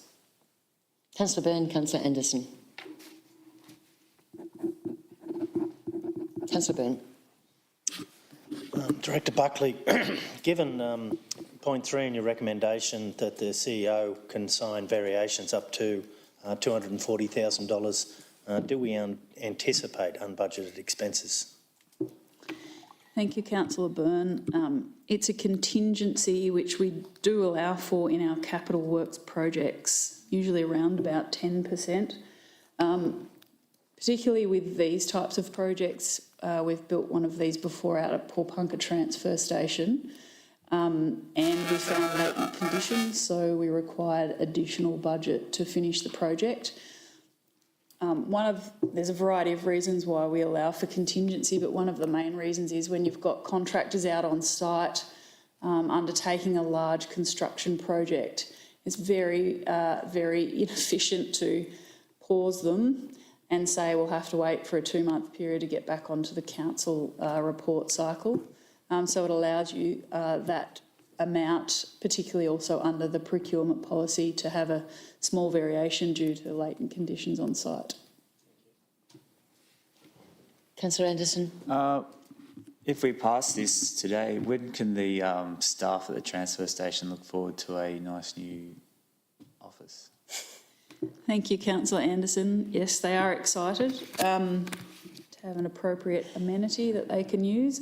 It's likely that it will be towards the end of this financial year, and that's because the building itself is prefabricated off-site. It takes quite some time to fabricate, so we're hoping by the end of this financial year it'll be on-site, plumbed in, electricity, running water, etc., for them to utilise. Thank you. Thank you. Other councillors? Councillor Ronco. Yes, just do we have a master plan for the future of Mount Beauty Transfer Station? Thank you, Councillor Ronco. We do not have a master plan currently for Mount Beauty Transfer Station. It's a future hope of council to do that.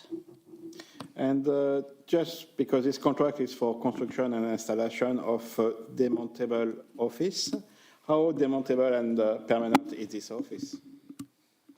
Thank you, Councillor Ronco. It's a good point. In hindsight, we probably should have said a prefabricated building. Demountable probably gives the wrong impression. It's a permanent building that has to go through all of the permit process and application process. So it will be a permanent structure into the future. Is it a bit like the one in Paulpunka? Yes, very, very, very similar, yes. Okay, thank you. Further comments, questions? Councillor Byrne, nothing else to add? No? We'll take this one to vote. All those in favour? Do we think the Mount Beauty Transfer staff are watching? I hope so. That's carried. Item 9.2.6, Ms Buckley. Thank you, Madam Mayor. This report relates to the award of a contract for the resealing program 2025-2026. A significant portion of council's investment into asset management is across its road asset class. The effective management of local roads is a core function of local government. The resealing program is part of council's road renewal program, is carried out annually across Lower Ovens, Upper Ovens and Kiewa Valley. The 2025-2026 resealing program is scheduled to be carried out on various road segments within the Upper Ovens region this year. The 2025-2026 resealing program was placed on public tender and advertised on tenders.net on the 15th of August 2025 and also on council's website. The tender documents were downloaded by 12 prospective tenderers and 5 responses were received by the closing date. Following the assessment of the tenders, it was determined that the tender from Rich River Asphalt best met the requirements of the selection criteria.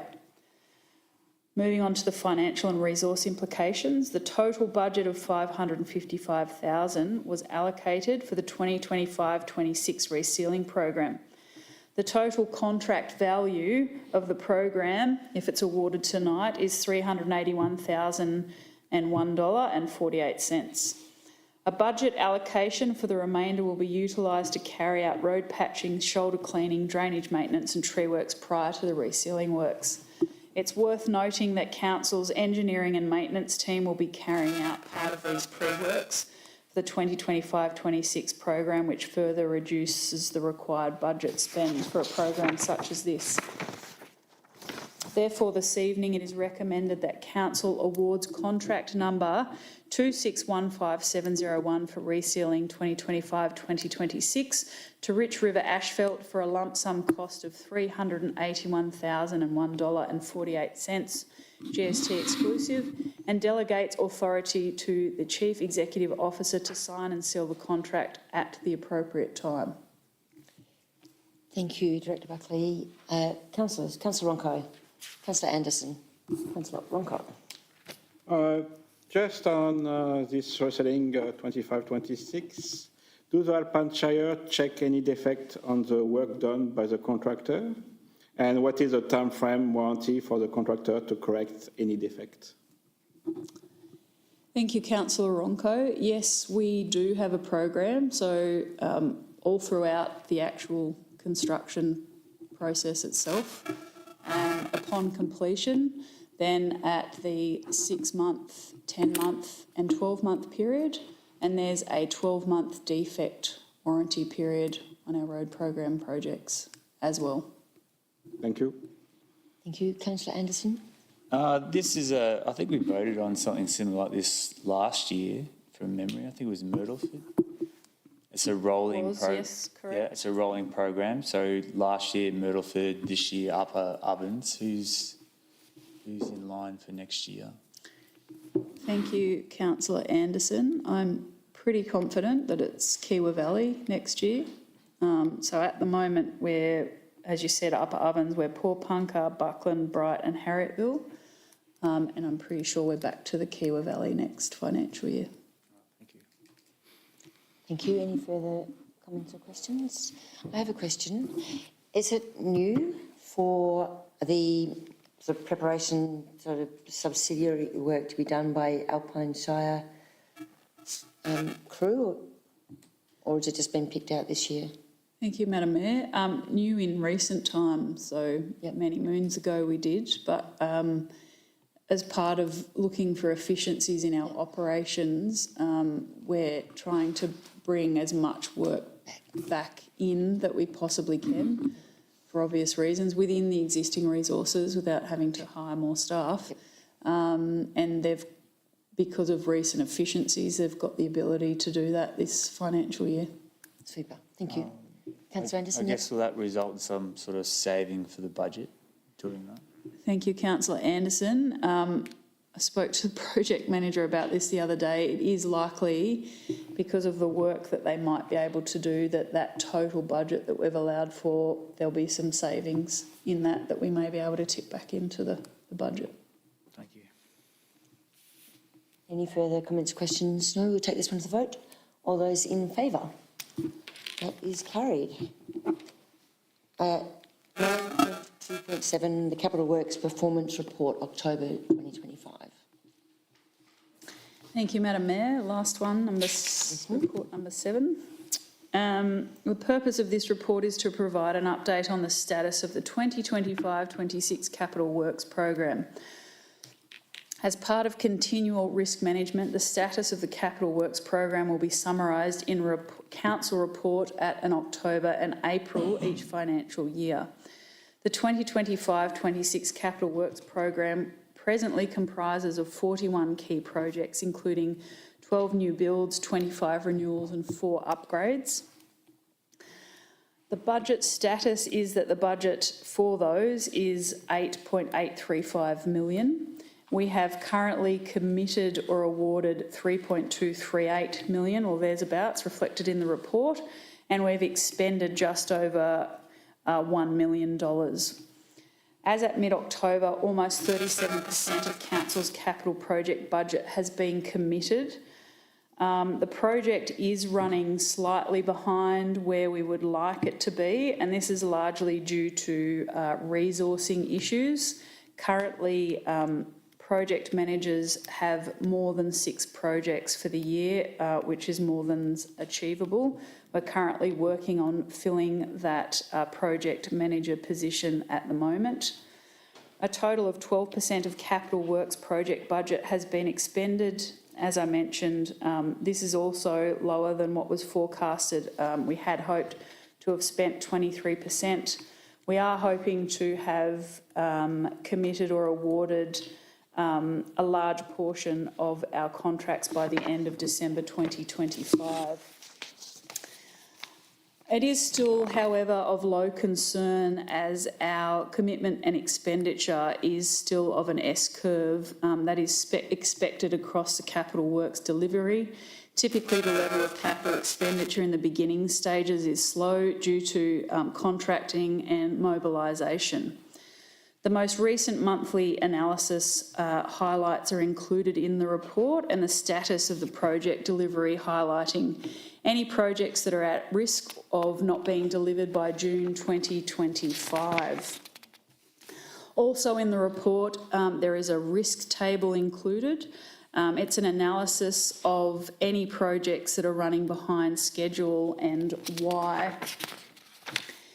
A total budget, as I mentioned, of $8.83 million was adopted for Capital Works Project 2025-2026, made up of, as mentioned earlier, $5.5 million in renewals, etc.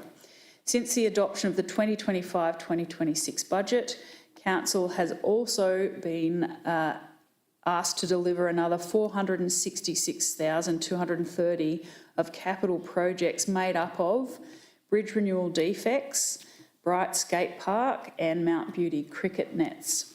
The number of projects required to be delivered out of the 41 provides an ambitious target for the Capital Works team, with 6.8 projects per project officer if we have a full house of project managers. This will present a challenge for the delivery of 100% of the Capital Works program. However, this will be monitored closely over the coming months. Therefore, this evening, it is recommended that Council notes the content of this report, which provides an update on the status of the 2025-2026 Capital Works program. Thank you, Director Buckley. Councillors. Moved, Councillor Byrne. Seconded, Councillor Ronco. Councillor Byrne. Director Buckley, of the 41 projects, you list most of them as a low delivery risk and should be on time. However, there's one outstanding, which is Nimmo Pedestrian Bridge, which comes in at a medium risk of delivery. Could you explain whether we're on time or able to deliver? Thank you, Councillor Byrne. This has been an extremely challenging project, which has been a multi-year process. Whilst we've had the design for quite some time and a contract engaged for this project, we've run into issues with planning permit due to vegetation concerns on the upstream side. We've also had issues associated with the bridge being too close to the existing bridge, which is a Vic Roads bridge. We've analysed upstream and downstream about 3 times each. We've finally landed on the downstream side. We, rightly so, still require engagement with Tangarung to ensure that we can place the bridge where we've currently got alignment and what that looks like. And that's one of the reasons we've marked it as maybe the delay being further, a process that we have to follow that we realised later in the piece. But we have the design, we have a contractor in place, we're in the stages of this negotiation. So we're hoping that it will be delivered on time in accordance with the grant requirements. Super. Councillor Ronco, Nothing to add. any further comment or Councillor Anderson? Again, just for people at home who'd be interested in the capital works and the status of these, is it available online for them to see and view where the works are at? Thank you, Councillor Anderson. Currently, it's only through this report. However, the team have been working tirelessly on a public dashboard, which should be ready in the next couple of months as part of our interactive Alpine map system that the community have access to. And it's a dashboard that shows every capital works project for the year, when it's aimed to be finished, is it on time, and the total budget for that project, as well as whether it's grant funded or council funded. So it's a pretty exciting dashboard that we've worked for internally only, that we've worked on for quite some time. So that should be available, I'm hoping, by the end of December. I guess on that note, we should remind people that if they'd like to look at the report, it's available online on our minutes of this council meeting. That's correct. Okay. Available on the agenda and then the minutes as well. Okay. Yep. Thank you very much. Thank you, Councillor Anderson. Anything further? No? Take this one to the vote. All those in favour? Sorry. Beautiful. Thank you very much for your big evening. Thank you, Madam Mayor. We'll move on to the Director of Corporate and Community, Ms Cook, with 9.3.1. Thank you.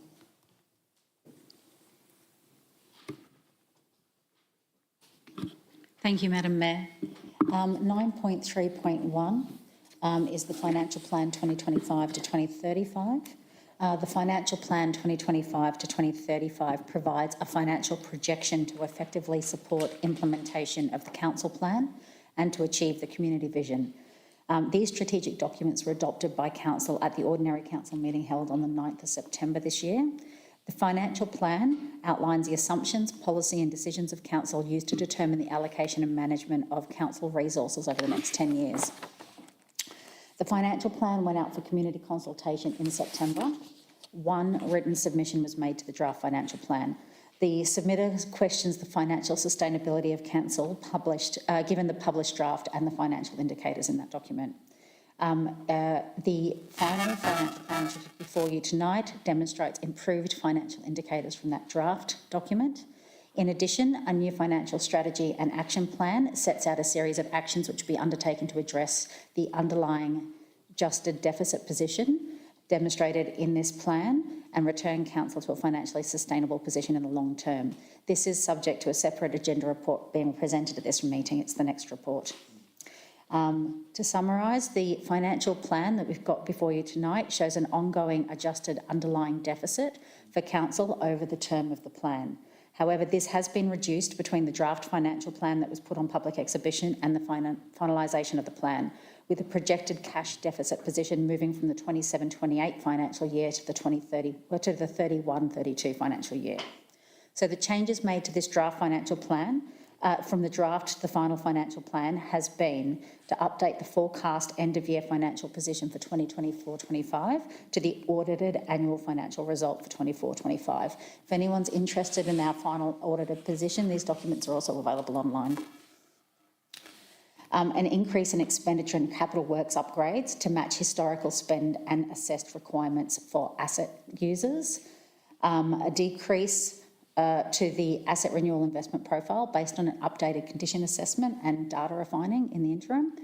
An amendment to the statement of capital works to better reflect capital expenditure against asset class, and an increase in the human resources expenditure to reflect 100% occupancy across all teams, and also to correct a capitalisation of wages error that was identified. These changes have led to the recommendation in your report, which is to adopt the financial plan 2025 to 2035, revoke the previous financial plan, consider the written submission that was received on this plan, and notify the submitter in writing as to how their submission was considered in the final financial plan, and also to seal and sign and seal the financial plan at the appropriate stage of the meeting. Thank you. Thank you, Director Cook. Councillors, over in a second. Moved, Councillor Ronco. Seconded, Councillor Byrne. Thank you, Councillor Ronco.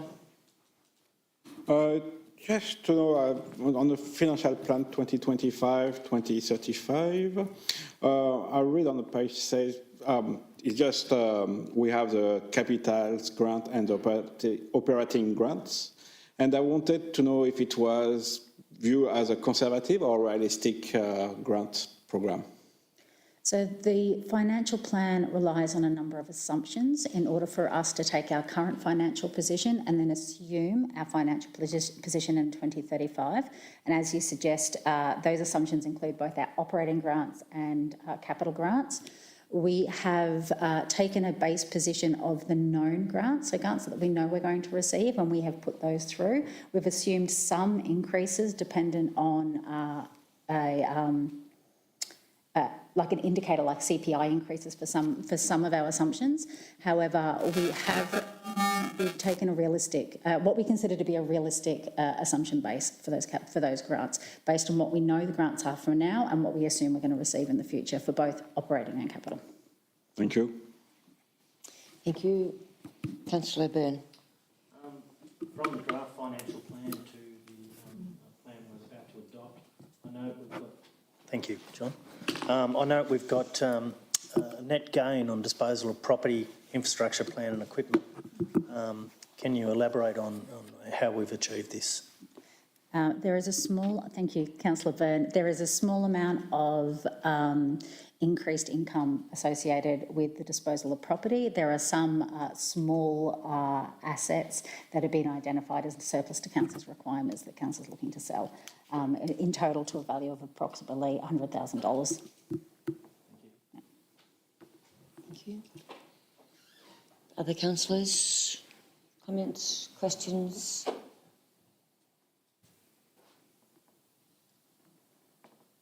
Councillor Anderson.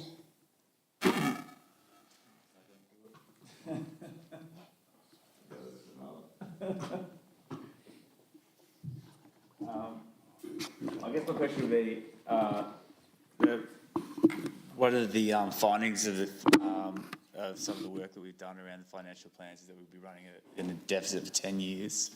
And some of the things we've done is we've changed the way we measure our performance financially, and that's led us to understand that we're running at a deficit.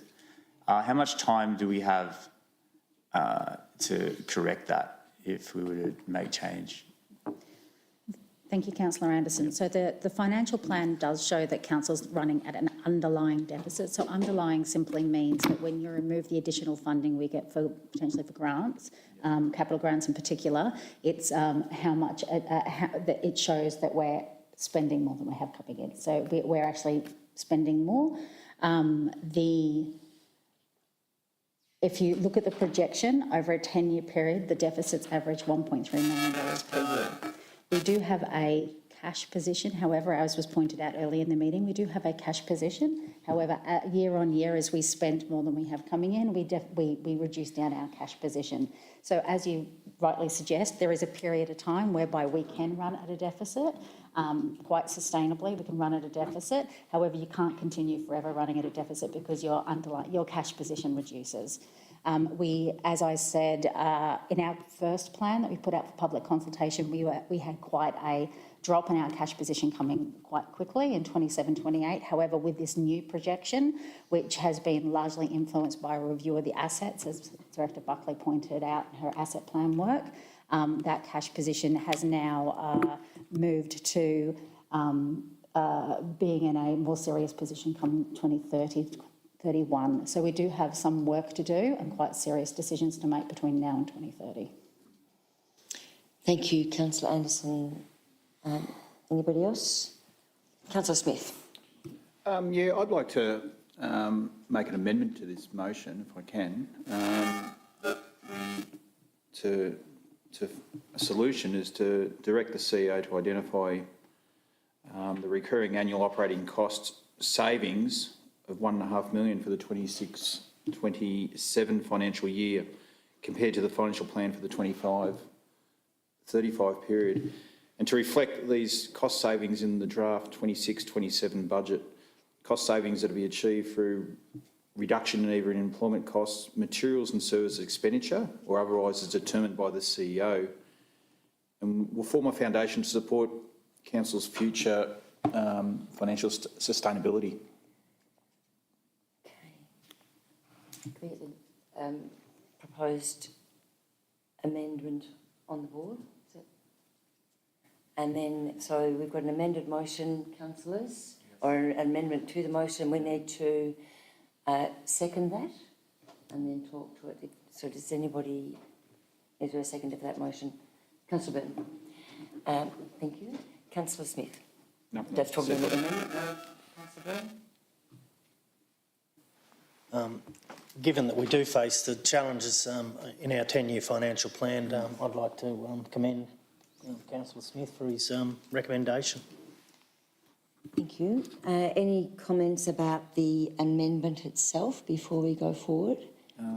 Yep. I guess I would just like to ask if it would be achievable, if what do we say, $1.5 million?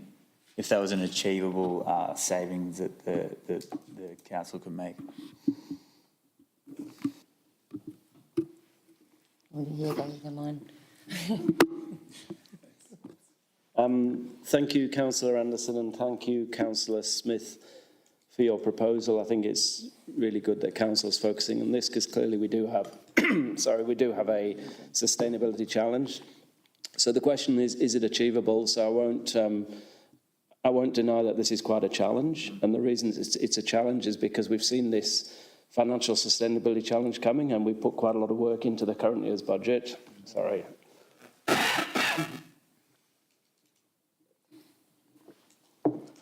We put quite a lot of work into this year's budget, and we've cut quite a lot back particularly from the materials and services. So we're coming into a new year. I'm sorry about this.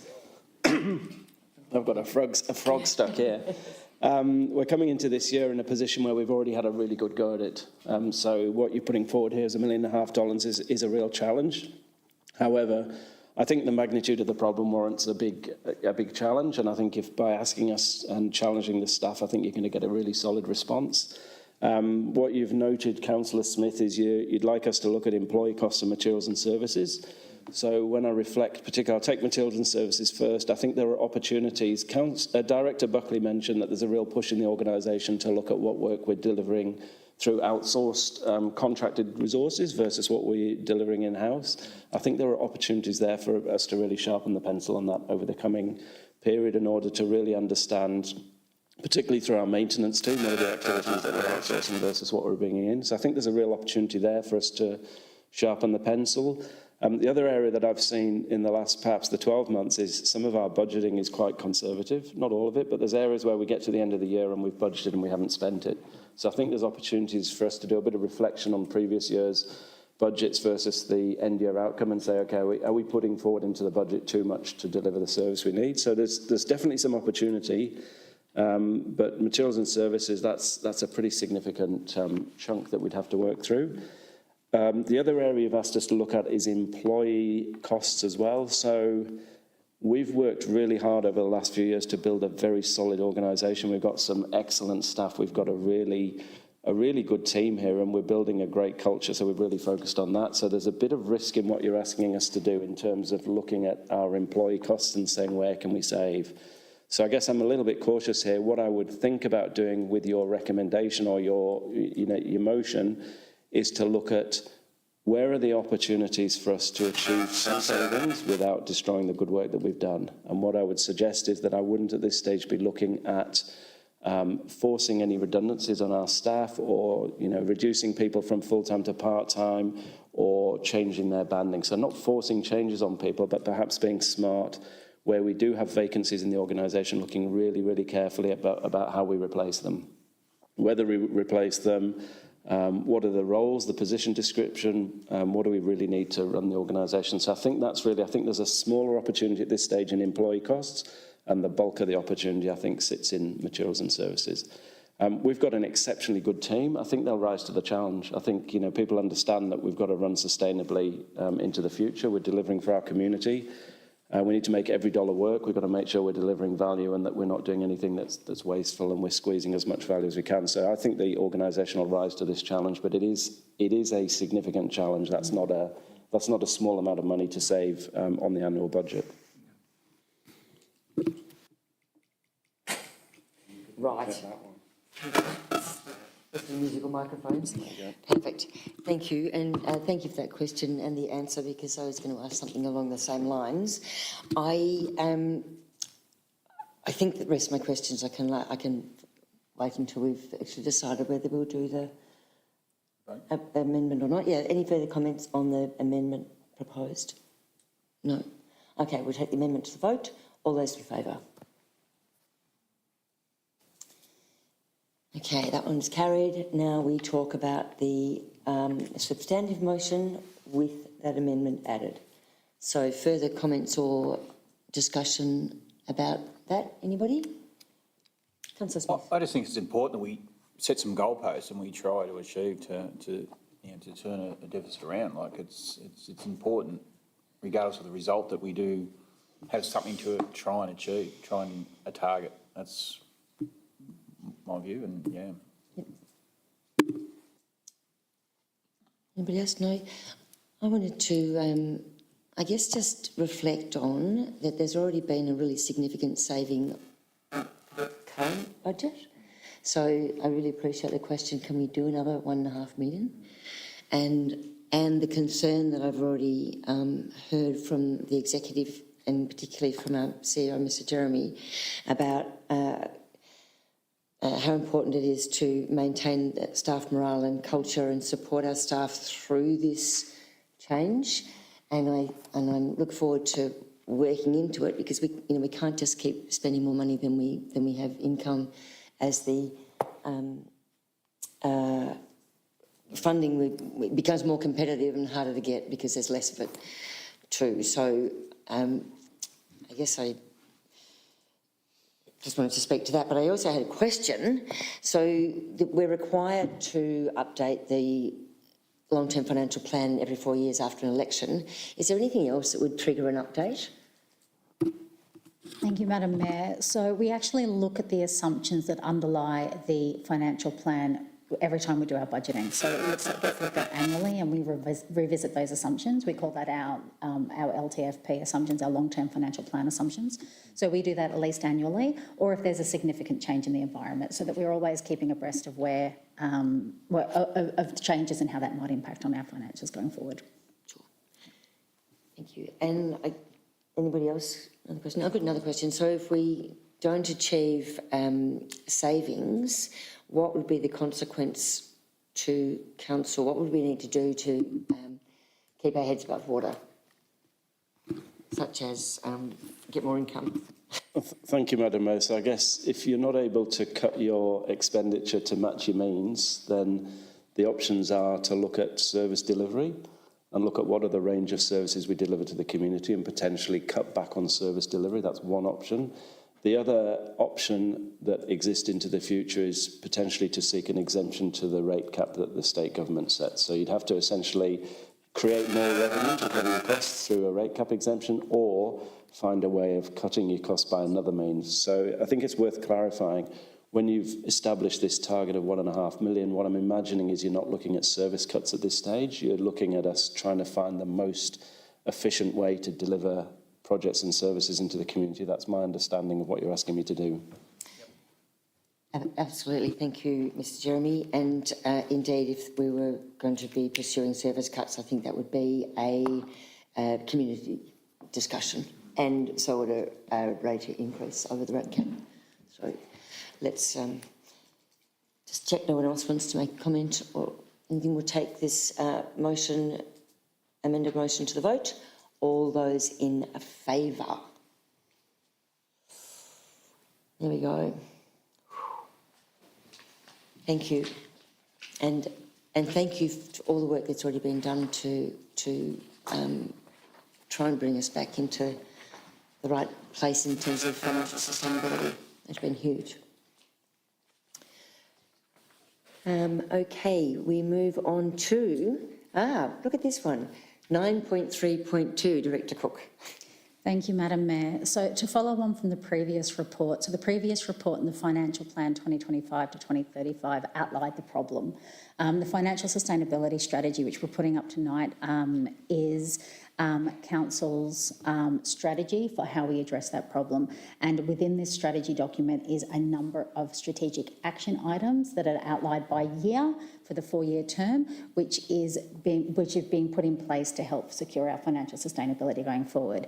It's important to note that the actions within this financial sustainability strategy and any potential outcomes from these actions towards being more financially sustainable are not reflected in the financial plan, as you're seeing it tonight, because they've yet to be embedded within the organisation. So that financial plan we put forward tonight forms the base point, the strategy sits on top of that, and the strategy actions will translate, as they are embedded and successful, will translate into changes to our financial sustainability as demonstrated in the plan. So a core responsibility of Council is to remain financially sustainable, ensuring that public funds are managed responsibly and that our assets are maintained for current and future generations. By doing so, we aim to minimise undue financial pressure on future ratepayers and support the ongoing wellbeing of our community. This strategy, the Financial Sustainability Strategy, has been developed to reflect the Alpine Shire Council's commitment to long-term planning and sound financial stewardship. It builds on our community vision and aims to equip Council to meet future challenges and opportunities. As we discussed, the financial plan shows an ongoing adjusted underlying deficit for Council for the term of that plan. This strategic work has been undertaken to ensure an ongoing financially sustainable position. Financial sustainability is defined as Council's ability to manage its financial resources in a responsible and efficient manner over the long term to ensure that revenue sources are sufficient to cover Council's operating expenses, fund essential services, and to have adequate surplus to effectively manage and invest in our assets. Being financially sustainable also includes planning and budgeting for future requirements, such as new upgrade and maintenance of infrastructure to respond to the community needs and growth, while considering potential impacts of economic fluctuations and changing demographics. An assessment of Alpine Shire Council's historical financial performance and the financial plan itself highlights several underlying trends and emerging risks that have implications for Council's long-term financial sustainability. This analysis provided essential context for interpreting the drivers of our current financial position and informs scenario modelling and future strategies. The strategy seeks to address these challenges through a series of strategic and operational actions which will be taken over the current Council cycle and outline 7 strategic levers and a suite of associated actions to deliver Council to a sustainable long-term position.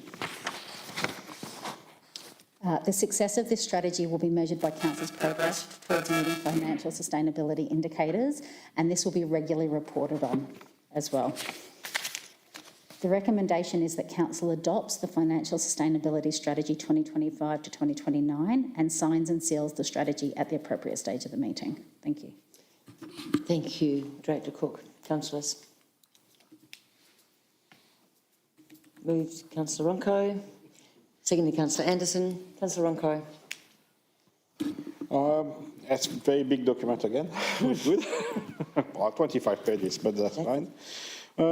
Just on page 16 of this document, for the strategy lever 3, well-managed asset.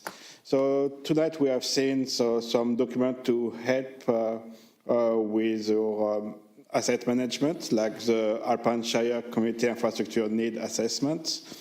So do we plan to decommissioning or replacing some Alpine Shire asset for the long term? What not worries me, but just to know what we could bring, because we have only a amount of money to manage our asset. So each asset we add to the pot, so it's more maintenance on the long term and more effect. So do we have a plan to address that? Thank you, Councillor Ronco. I might actually defer to Director Buckley on the assets question. Thank you. Thank you, Councillor Ronco. Director Cook. Correct. You've highlighted something that's an ongoing challenge for us, and I guess into the future. So part of what we presented this evening was the CINA, so the Community Infrastructure Needs Assessment. Whilst this isn't built into the base asset plan, into the future, if we determine that we need to consolidate assets as a result of studies such as these, this is something that we would require to do. And I spoke earlier about efficiencies of assets and use of assets. In addition to this, something that's in our long-term plan, which is, I think, listed in the financial sustainability strategy, and certainly KPIs for the organisation, is to look at when we go to upgrade or build a new asset, we put forward the associated operating and maintenance costs of those upgrades and new assets. So we've got an understanding of the impact on those operating costs, which currently, obviously, we have more of than we have income. So certainly into the future for new and upgrade assets, we'd be looking at those cost imposts and what assets we can also reconcile as a result. Thank you. And I have a second question on page 22, the strategic level 7, the stakeholder engagement, advocacy and partnership. Just wanted to know, has partnership with the private sector to help with ongoing expenses have been explored? Thank you, Councillor Ronco. When we are looking at our service delivery, we always undertake an assessment of the most efficient way to deliver that services, whether that is in-house using our current resourcing or whether it is best undertaken through potentially a tender to the market to see whether the market could deliver those services better. So we do explore commercial partnerships in that way. In terms of commercial partnerships from a more income sponsorship position and how we might partner commercially, I think this is something that we need to explore a little bit more to see whether there are opportunities for us to potentially derive some income from the commercial sector and what that might look like. I note that in the CEO KPIs for this year, this financial year, there is a KPI there in addition to explore additional revenue streams. So there is work that will be undertaken on what potential new revenue streams council might have, because financial sustainability, yes, is about reducing our expenses, but the other side of the coin is how we might be a little innovative in increasing our income. It is challenging in a government situation to be innovative in increasing income, but it is something we definitely need to consider as part of the overall strategy. Yeah, but it's still good to have this discussion and to see what we could do more to increase our income too. Yeah. Absolutely. Thank you. Thank you, Councillor Ronco. Councillor Anderson. I guess as we take this financial plan and strategy out to the community and people, we have to be accountable to people out in the community. Do we have any debts as a council? So one of the good financial positions the Alpine Shire Council is we have no borrowings. So we don't have any loan repayments to make, which means we're not servicing debt and paying interest on loans. So that's a very good position the council's in. Thank you. Any further comments or questions? I have one, Director Cook. You mentioned an analysis that I guess showed us that we had the deficit and that we had a ongoing. Was there a time frame as part of that analysis that we needed to act within, what, for instance, while we still had cash reserves to help us through? So thank you, Mayor Nicholas. So originally when we put out the draft financial plan, prior to the additional work that's been done, it did feel like we had a shortened timeframe of within a couple of years to really make some strategic decisions. And it's not because council was in a financial position that in a couple of years we were in a cash poor position. However, some of the impacts of strategies take a little bit of time to actually feel the impact of it. So we need to move quite quickly. The work that's been done between the draft and the final has, particularly the assets component, has really provided us with a better long-term picture, which means we have a little bit more time than that. But our cash position in 2030 to 2031 is not strong. So really we need to be making decisions now and making and moving forward strategically so that we're in a better cash position at that point. Thank you. Further questions? No? We'll take this one to the vote. All those in favour? It's carried. Super. And now we are moving on to 9.3.3. Thank you, Director Cook.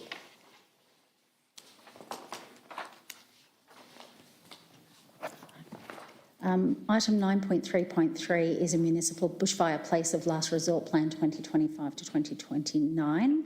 This report relates to the adoption of Council's municipal bushfire place of last resort plan, which we call the BPLR plan, and a review of Council's bushfire places of last resort. I did answer some questions earlier in the meeting on this, so some of this may be slightly repetitive, but I think the content of this is important from a community information perspective, so I will repeat some of that information. It is important to note that the responsibility for identifying and maintaining BPLRs is established under the Country Fire Authority Act 1958, which states that councils are responsible for designating, establishing and then maintaining BPLRs within their municipality area.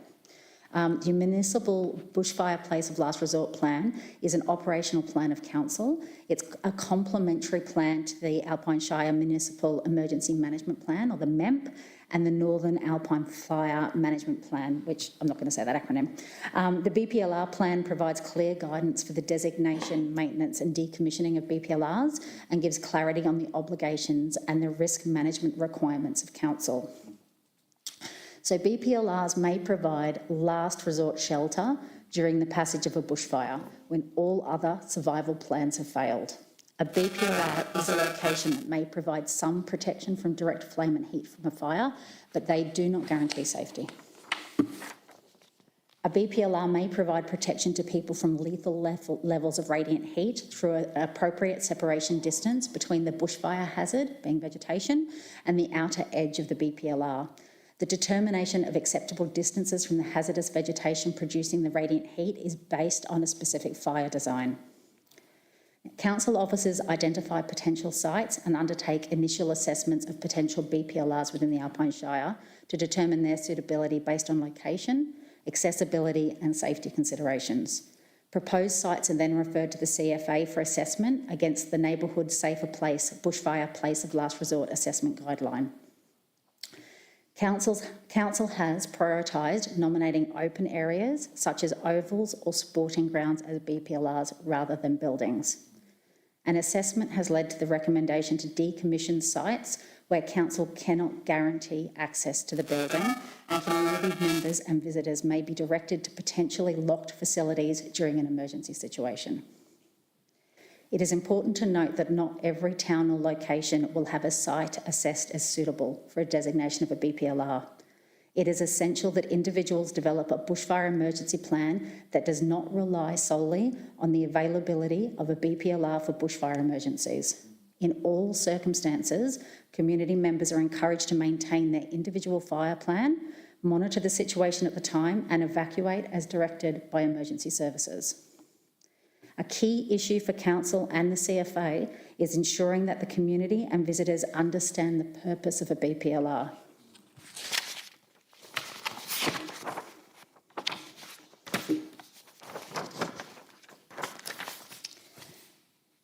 Our recommendation, which is on the screen, is that Council adopts the municipal bushfire place of last resort plan and endorses the decommissioning of 3 bushfire places of last resort, being the Dedarang Memorial Hall, the Mount Beauty Stadium, Pulpunka Hall, and endorses the commissioning of 2 bushfire places of last resort, being the Dedarang Recreation Reserve Netball Courts, Les Pert Oval, Mount Beauty, and signs and seals the municipal bushfire place of last resort plan at the appropriate stage of the meeting. Thank you. Thank you, Director Cook. Councillors.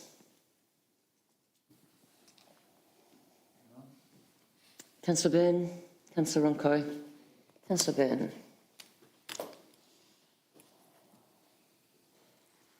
Given that fire season's almost upon us, Director Cook, how are we going to ensure we can engage with the community and ensure that they're aware that the places have changed? Thank you, Councillor Byrne. So there'll be a significant amount of work undertaken should this recommendation be adopted tonight after this meeting. There are guidelines for the work that will need to be undertaken on BPLRs, so particularly the decommissioning and recommissioning of new BPLRs. There are specific guidelines from the CFAs to signage and communication. So we will be reviewing those in some detail and undertaking that work expediently. In addition, the CFA will be undertaking pre-bushfire community engagement, and we will be involved in that pre-bushfire community engagement and communication with the community over these sites. Thank you. Councillor Ronco. The same, but just, 4 townships such as Dina Plain, Harrietteville, Smoko, Fribourg, Eurobin and Taronga.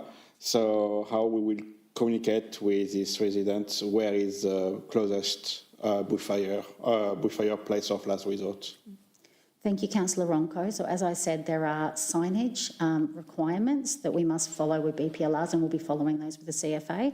Otherwise, where the community will see designated BPLRs can be on our website and on the CFA website as published, and education will be undertaken prior to the bushfire season. Thank you. Further comments, questions, discussion? Councillor Graham. Thank you.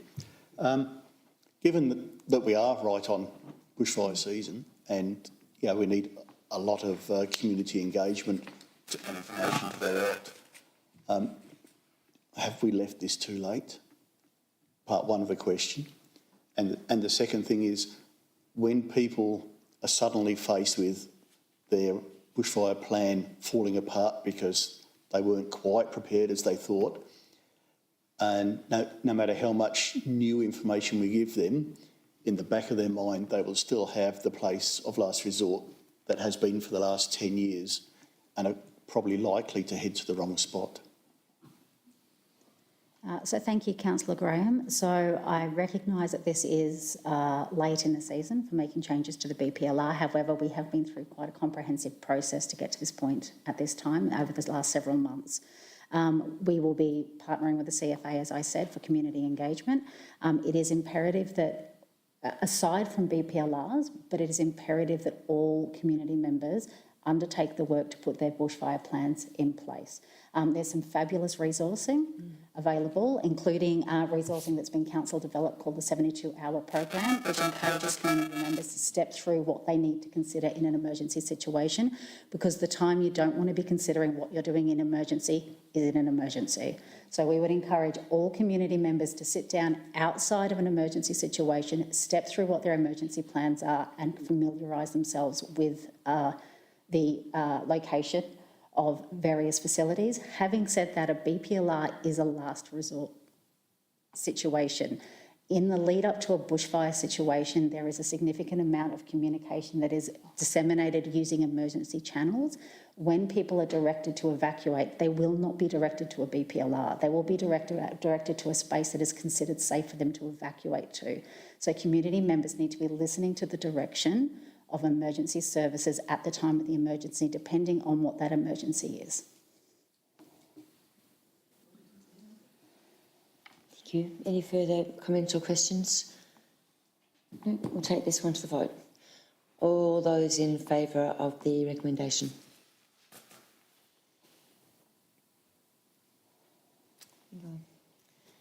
It's unanimous.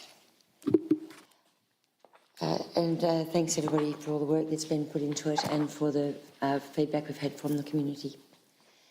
Item 9.3.4, Audit and Risk Committee meeting. Thank you, Madam Mayor. Item 9.3.4 is the Audit and Risk Committee meeting minutes of the meeting held on the 24th of September 2025. The purpose of the report is to present these unconfirmed minutes of that meeting. The meeting considered the draft annual financial statements and performance statement for the year ending 30 June, and council officers sought the committee's endorsement of the statements for subsequent approval by council. I won't go through the detail of this report because since this meeting, those statements have been presented and been the subject of reports to council. So the recommendation is that council receives and notes the unconfirmed minutes of the Audit and Risk Committee meeting held on the 24th of September. Thank you. Thank you, Director Cook. Councillor Anderson and Councillor Byrne. Councillor Anderson. Nothing to add, thanks. Councillor Byrne. Business as usual, thanks. Anybody else? Anything to talk to? No? Just the usual. It's a really good Audit and Risk Committee, and thanks to the councillors who attend. It's great. And it's really worth going even if you're not on the committee. It's a good meeting. Very educational. Okay, we'll take... Did I get a vote? No, we'll take that to the vote. Thanks. All those in favour? Oh, probably shouldn't do that one. Carried. Thank you. It's a big one. Thanks, everybody. You're doing really well. 9.3.5, another really important report. Thank you, Ms. Director Cook. Thank you, Madam Mayor. This is the Statutory Planning Service Delivery Update. This report relates to update Council on progress made since the June 2025 Council meeting on the implementation of a program of works undertaken to improve the delivery of statutory planning services to the community. Council received a report at the June Ordinary Council meeting regarding reforms now being undertaken to improve this. This report provides that progress update on those reforms and improvements already observed in service delivery. Work is being done within the team from May 2025. It has facilitated a sharp increase in the number of permit applications determined each month and the team's ability to address community queries. A further update on this report is due to be provided to Council in April 2026 on this implementation increases. I just want to highlight a few improvements that have been put in place from the statutory planning team, and also I want to congratulate the team.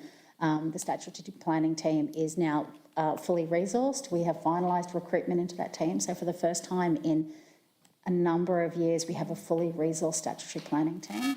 And they are making great inroads into both the backlog of planning applications that have been lodged, and also we have made great inroads into a number of historical complex applications that have been really held up within council. So we're really starting to get some traction on the statutory planning improvement now.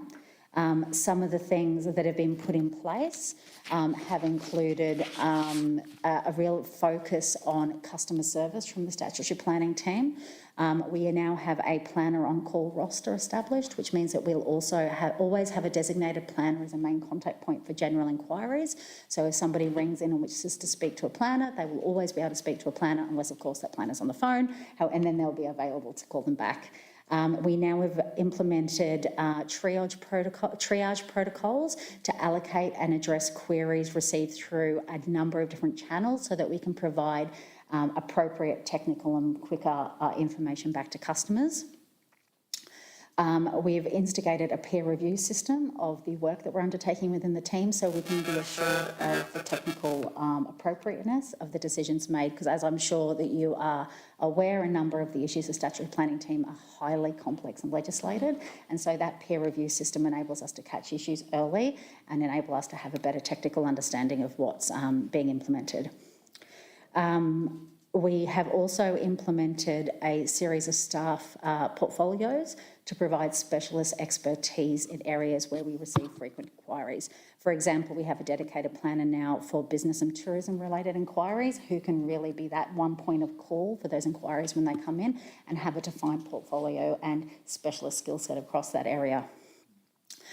We've streamlined our processes around application allocation, which means that we are front-loading the preliminary assessment of applications as they come in so that we can determine any potential issues in permit applications really early so that we're not having to pick issues up later on in the process, which means that we're spending a bit of time at the beginning to ensure that we're getting the processing right, and it'll be quicker at the end of the process. We also, as I said, have a real big focus on aged and complex applications. So these are applications that have been with council for more than 12 months to facilitate resolution of those issues. And we are incorporating the learnings we get from each one of those back into the team so that we can really upskill our team in some of those more complex issues and hopefully not have some of the same problems going forward. We're also focused very heavily on our Greenlight planning application portal, and we've undertaken initial technical assessments, and we're working through development and technical development of the system so that we can ensure that the portal's delivering the service both internally to the planners but also externally to our applicants and consultants that use the portal. So we're undertaking a very strong technical assessment, and we're working on the development of the portal, and we're working on training our new staff because we have a number of new staff now in the team, training our new staff so that we can get the best out of that. We will then move forward into the ongoing user manuals and other education for customers as well so that we can get some of those learnings out once the portal's updated. In addition to that, we now have regular performance monitoring, and in the report before you there are a series of KPIs that we're putting forward for planning, and we will be reporting to councillors monthly but also to council meetings biannually on our performance. It is still difficult for us to get that reporting because of some of the limitations with our system, so a lot of that is manual, but the team's working really hard on getting that data so we have visibility as to what we're achieving in the team. The recommendation is that council notes the progress of the team and this report and further actions being undertaken by the team to improve the service delivery and the customer experience. Thank you, Director Cook. Councillor Smith and Councillor Graham. Thank you. Councillor Smith. Yeah, it's just very pleasing to see the stats, the live applications from the end of September report. It's just passed on to the team that I'm just curious that it's really good to see those numbers come right back down. But has there been a shift in also applicants, the information they're putting together in their applications better to make decisions easier as well? Have you seen a shift in that, like that people are better educated on what they need to supply when they're doing an application? Has there been a shift there as well? Thank you, Councillor Smith. So I think one of the things that's really assisting is that front-loading the preliminary assessment. So the better we are at undertaking a preliminary assessment that's really quite comprehensive so that we can identify any gaps in information we're being provided in the application early, it means that we can go back out with a request for information within the 28 statutory timeframe that's quite comprehensive, which means that we can go out once and ask for the information that we may need to assess that application. So I think that's really a key point, because then once we have all that information, we're able to progress the application an awful lot quicker. Some of the challenges is if we're not comprehensive at that stage, then later on down the process, if we recognise that something's missing, we then need to start that process over again, and it makes things quite difficult. So I think that's been one of the real advantages in terms of the quality of the applications. I think as we also work on not just the development of Greenlight, but on the development of the information that will support external customers using the system, we can also then provide more information externally on what we require for planning applications.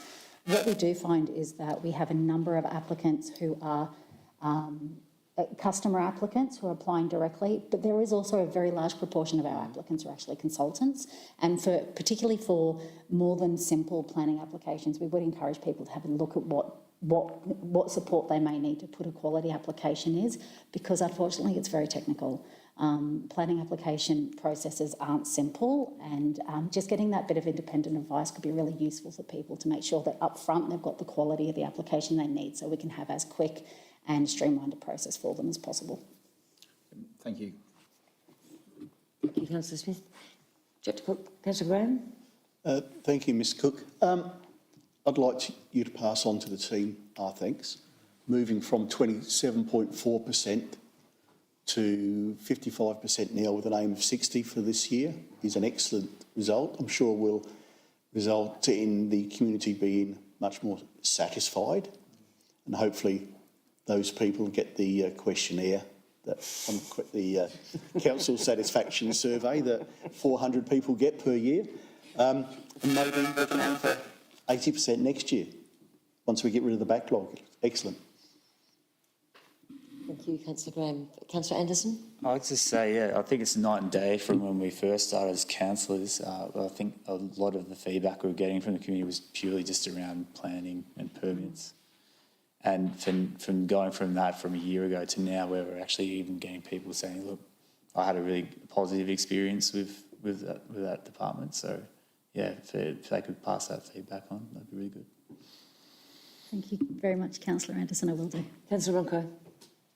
Yeah, and also happy to hear that all budgeted role in the team has now been filled, and I'm looking forward to the next phase or the next report in April 2026. But yeah, but to keep these good people on board, I know it's hard. The hard work is to get them, and so it's good to see compared to the years before that it was a bit reduced, this team. So now it's full, so it's quite good. So. Thank you, Councillor Ronco. And I think it's important to reflect that actually one of the key processes in us maintaining better service and better processing is actually to maintain our staffing. So maintaining our staff, and the longer they're with us, the more that they can review processes and understand and continuously improve what we're doing. It really is key to us continuing to deliver a good service, is not to have a high turnover of staff. Thank you. Any further comments, questions? No? Take this one to the vote. All those in favour? Carried. Excellent. The next item is item 9.3.6. Director Cook.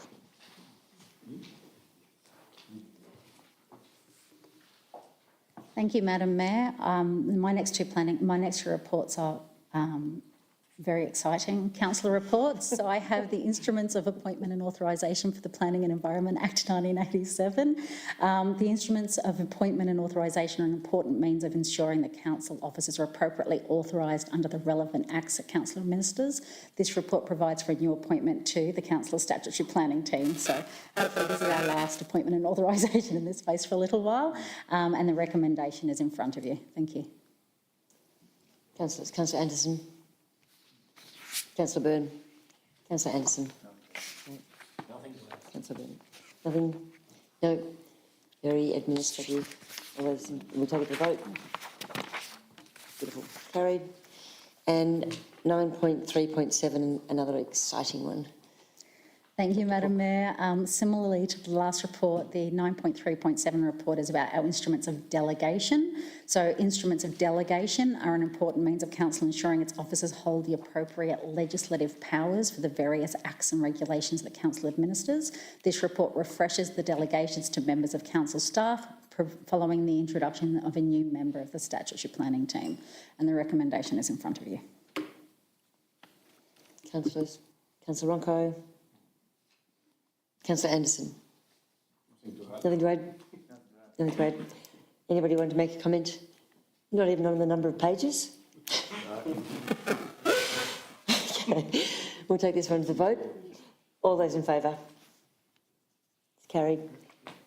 Excellent. And then we move on to informal meetings of councillors. Thank you very much, directors, both directors, Director Buckley and Director Cook. It's been a huge meeting, and I think we our staff actually deserve a thank you for all of those reports that have come forward. It's a huge amount of work and reflects a lot of connection with the community and care. Yeah. Okay, informal meetings of councillors. So the recommendation is that the summary, as we see in the papers, is received. Could I have a mover and seconder? Thank you, Councillor Anderson, Councillor Graham. Councillor Anderson. It says here we had the leadership development session in Myrtleford site tour. That was last Tuesday, I believe. 2 weeks ago. 2 weeks ago. 2 weeks ago. Jeez, I'll go past. It was we as councillors took a tour of sites of interest around Myrtleford, and some of those included, if I can remember now, it was the arts gallery in Myrtleford. I might have to be prompted on some of the other Memorial ones. Hall. Memorial Hall. Nemo Bridge. Nemo Bridge. Childcare Centre. Just to give councillors a better understanding of some of the issues around some of those sites. And we also took part in a leadership development session with James Yorston. Yeah, thanks. Thank you, Councillor Anderson. Councillor Graham. Nothing to add, no. I'd just like to add on the back of that leadership development session in Myrtleford site tour that I've already had a very quick chat with our CEO about doing something, doing it all over the Shire, so we get a good look as a group. We'll work on that further, but absolutely successful day, yes. And our executive attended as well. So, nothing else to add. Let's take this one to the vote. All those in favour? Beautiful. That is carried. And I've lost my page. We now go to presentation of reports by delegates, and I will start with Councillor Anderson.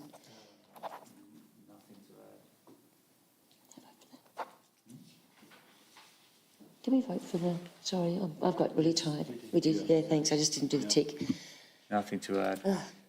Okay, no delegates' reports. Councillor Boone? Councillor Smith? Just a quick reminder that the Alpine Resilience Partnership will be held on the Wednesday, 5th of November 2025. And also, it's a good time also to remind everyone to check their 72 program before the bushfire season. And this document could be found here in the Alpine Shire Council. So, very important. Yep. Thank you.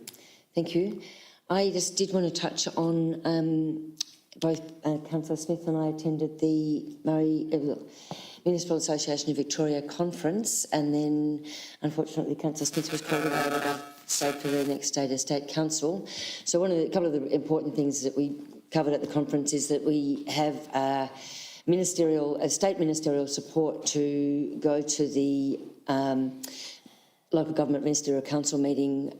I don't even know where it is, but we'll be pushing for an increase in the amount of money the federal government puts aside or allows states to allocate under the Federal Assistant Grants Program. And the current Victorian minister said that the New South Wales minister and the South Australian minister were on board too, and he didn't know. Well, he didn't mention the others, but can only assume that if the federal government's going to give out some more money, all the state ministers would be behind it. But anyway, so that was really good news. We heard about housing, we heard about youth with local government, we heard about AI, we heard about a whole lot of really good things, and we'll, it'll slowly come out as contribution into this Shire because we've learnt so much.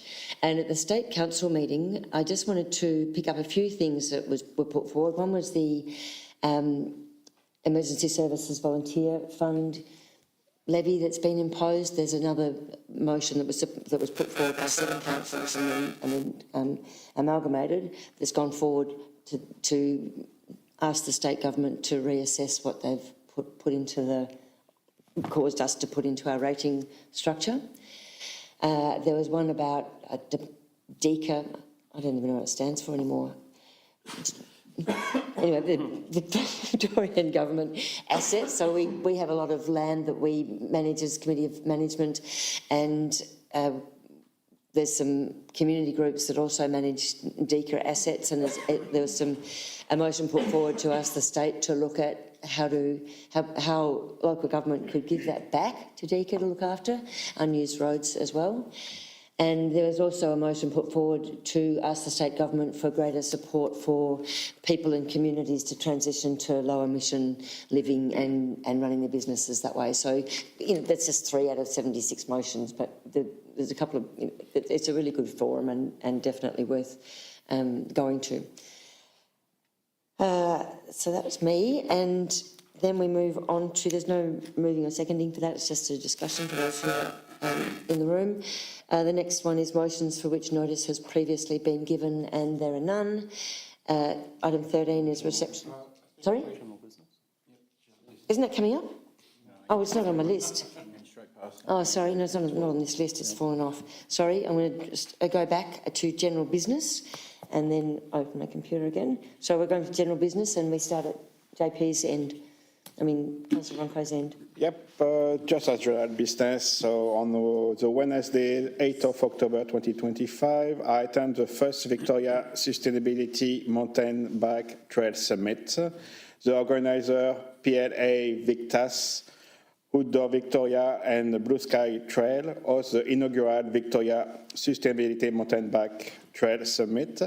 This landmark event, supported by Horse Cycling and the Box Hill Institute, brought together land managers, trail advocates, industry leaders, and community representatives to shape the future of Victoria mountain bike trails. It is a very great summit that I attend, and where everyone learned a lot about this important industry in the Shire. So, and the second general business that I have, just the bright iconic road run is just around the corner, and I would like to know for the show and shine for this year's event, if it's still at the Oval in Bright, or it has been moved, and if it has been moved, when the committee of the Bright Iconic Road Run has been informed.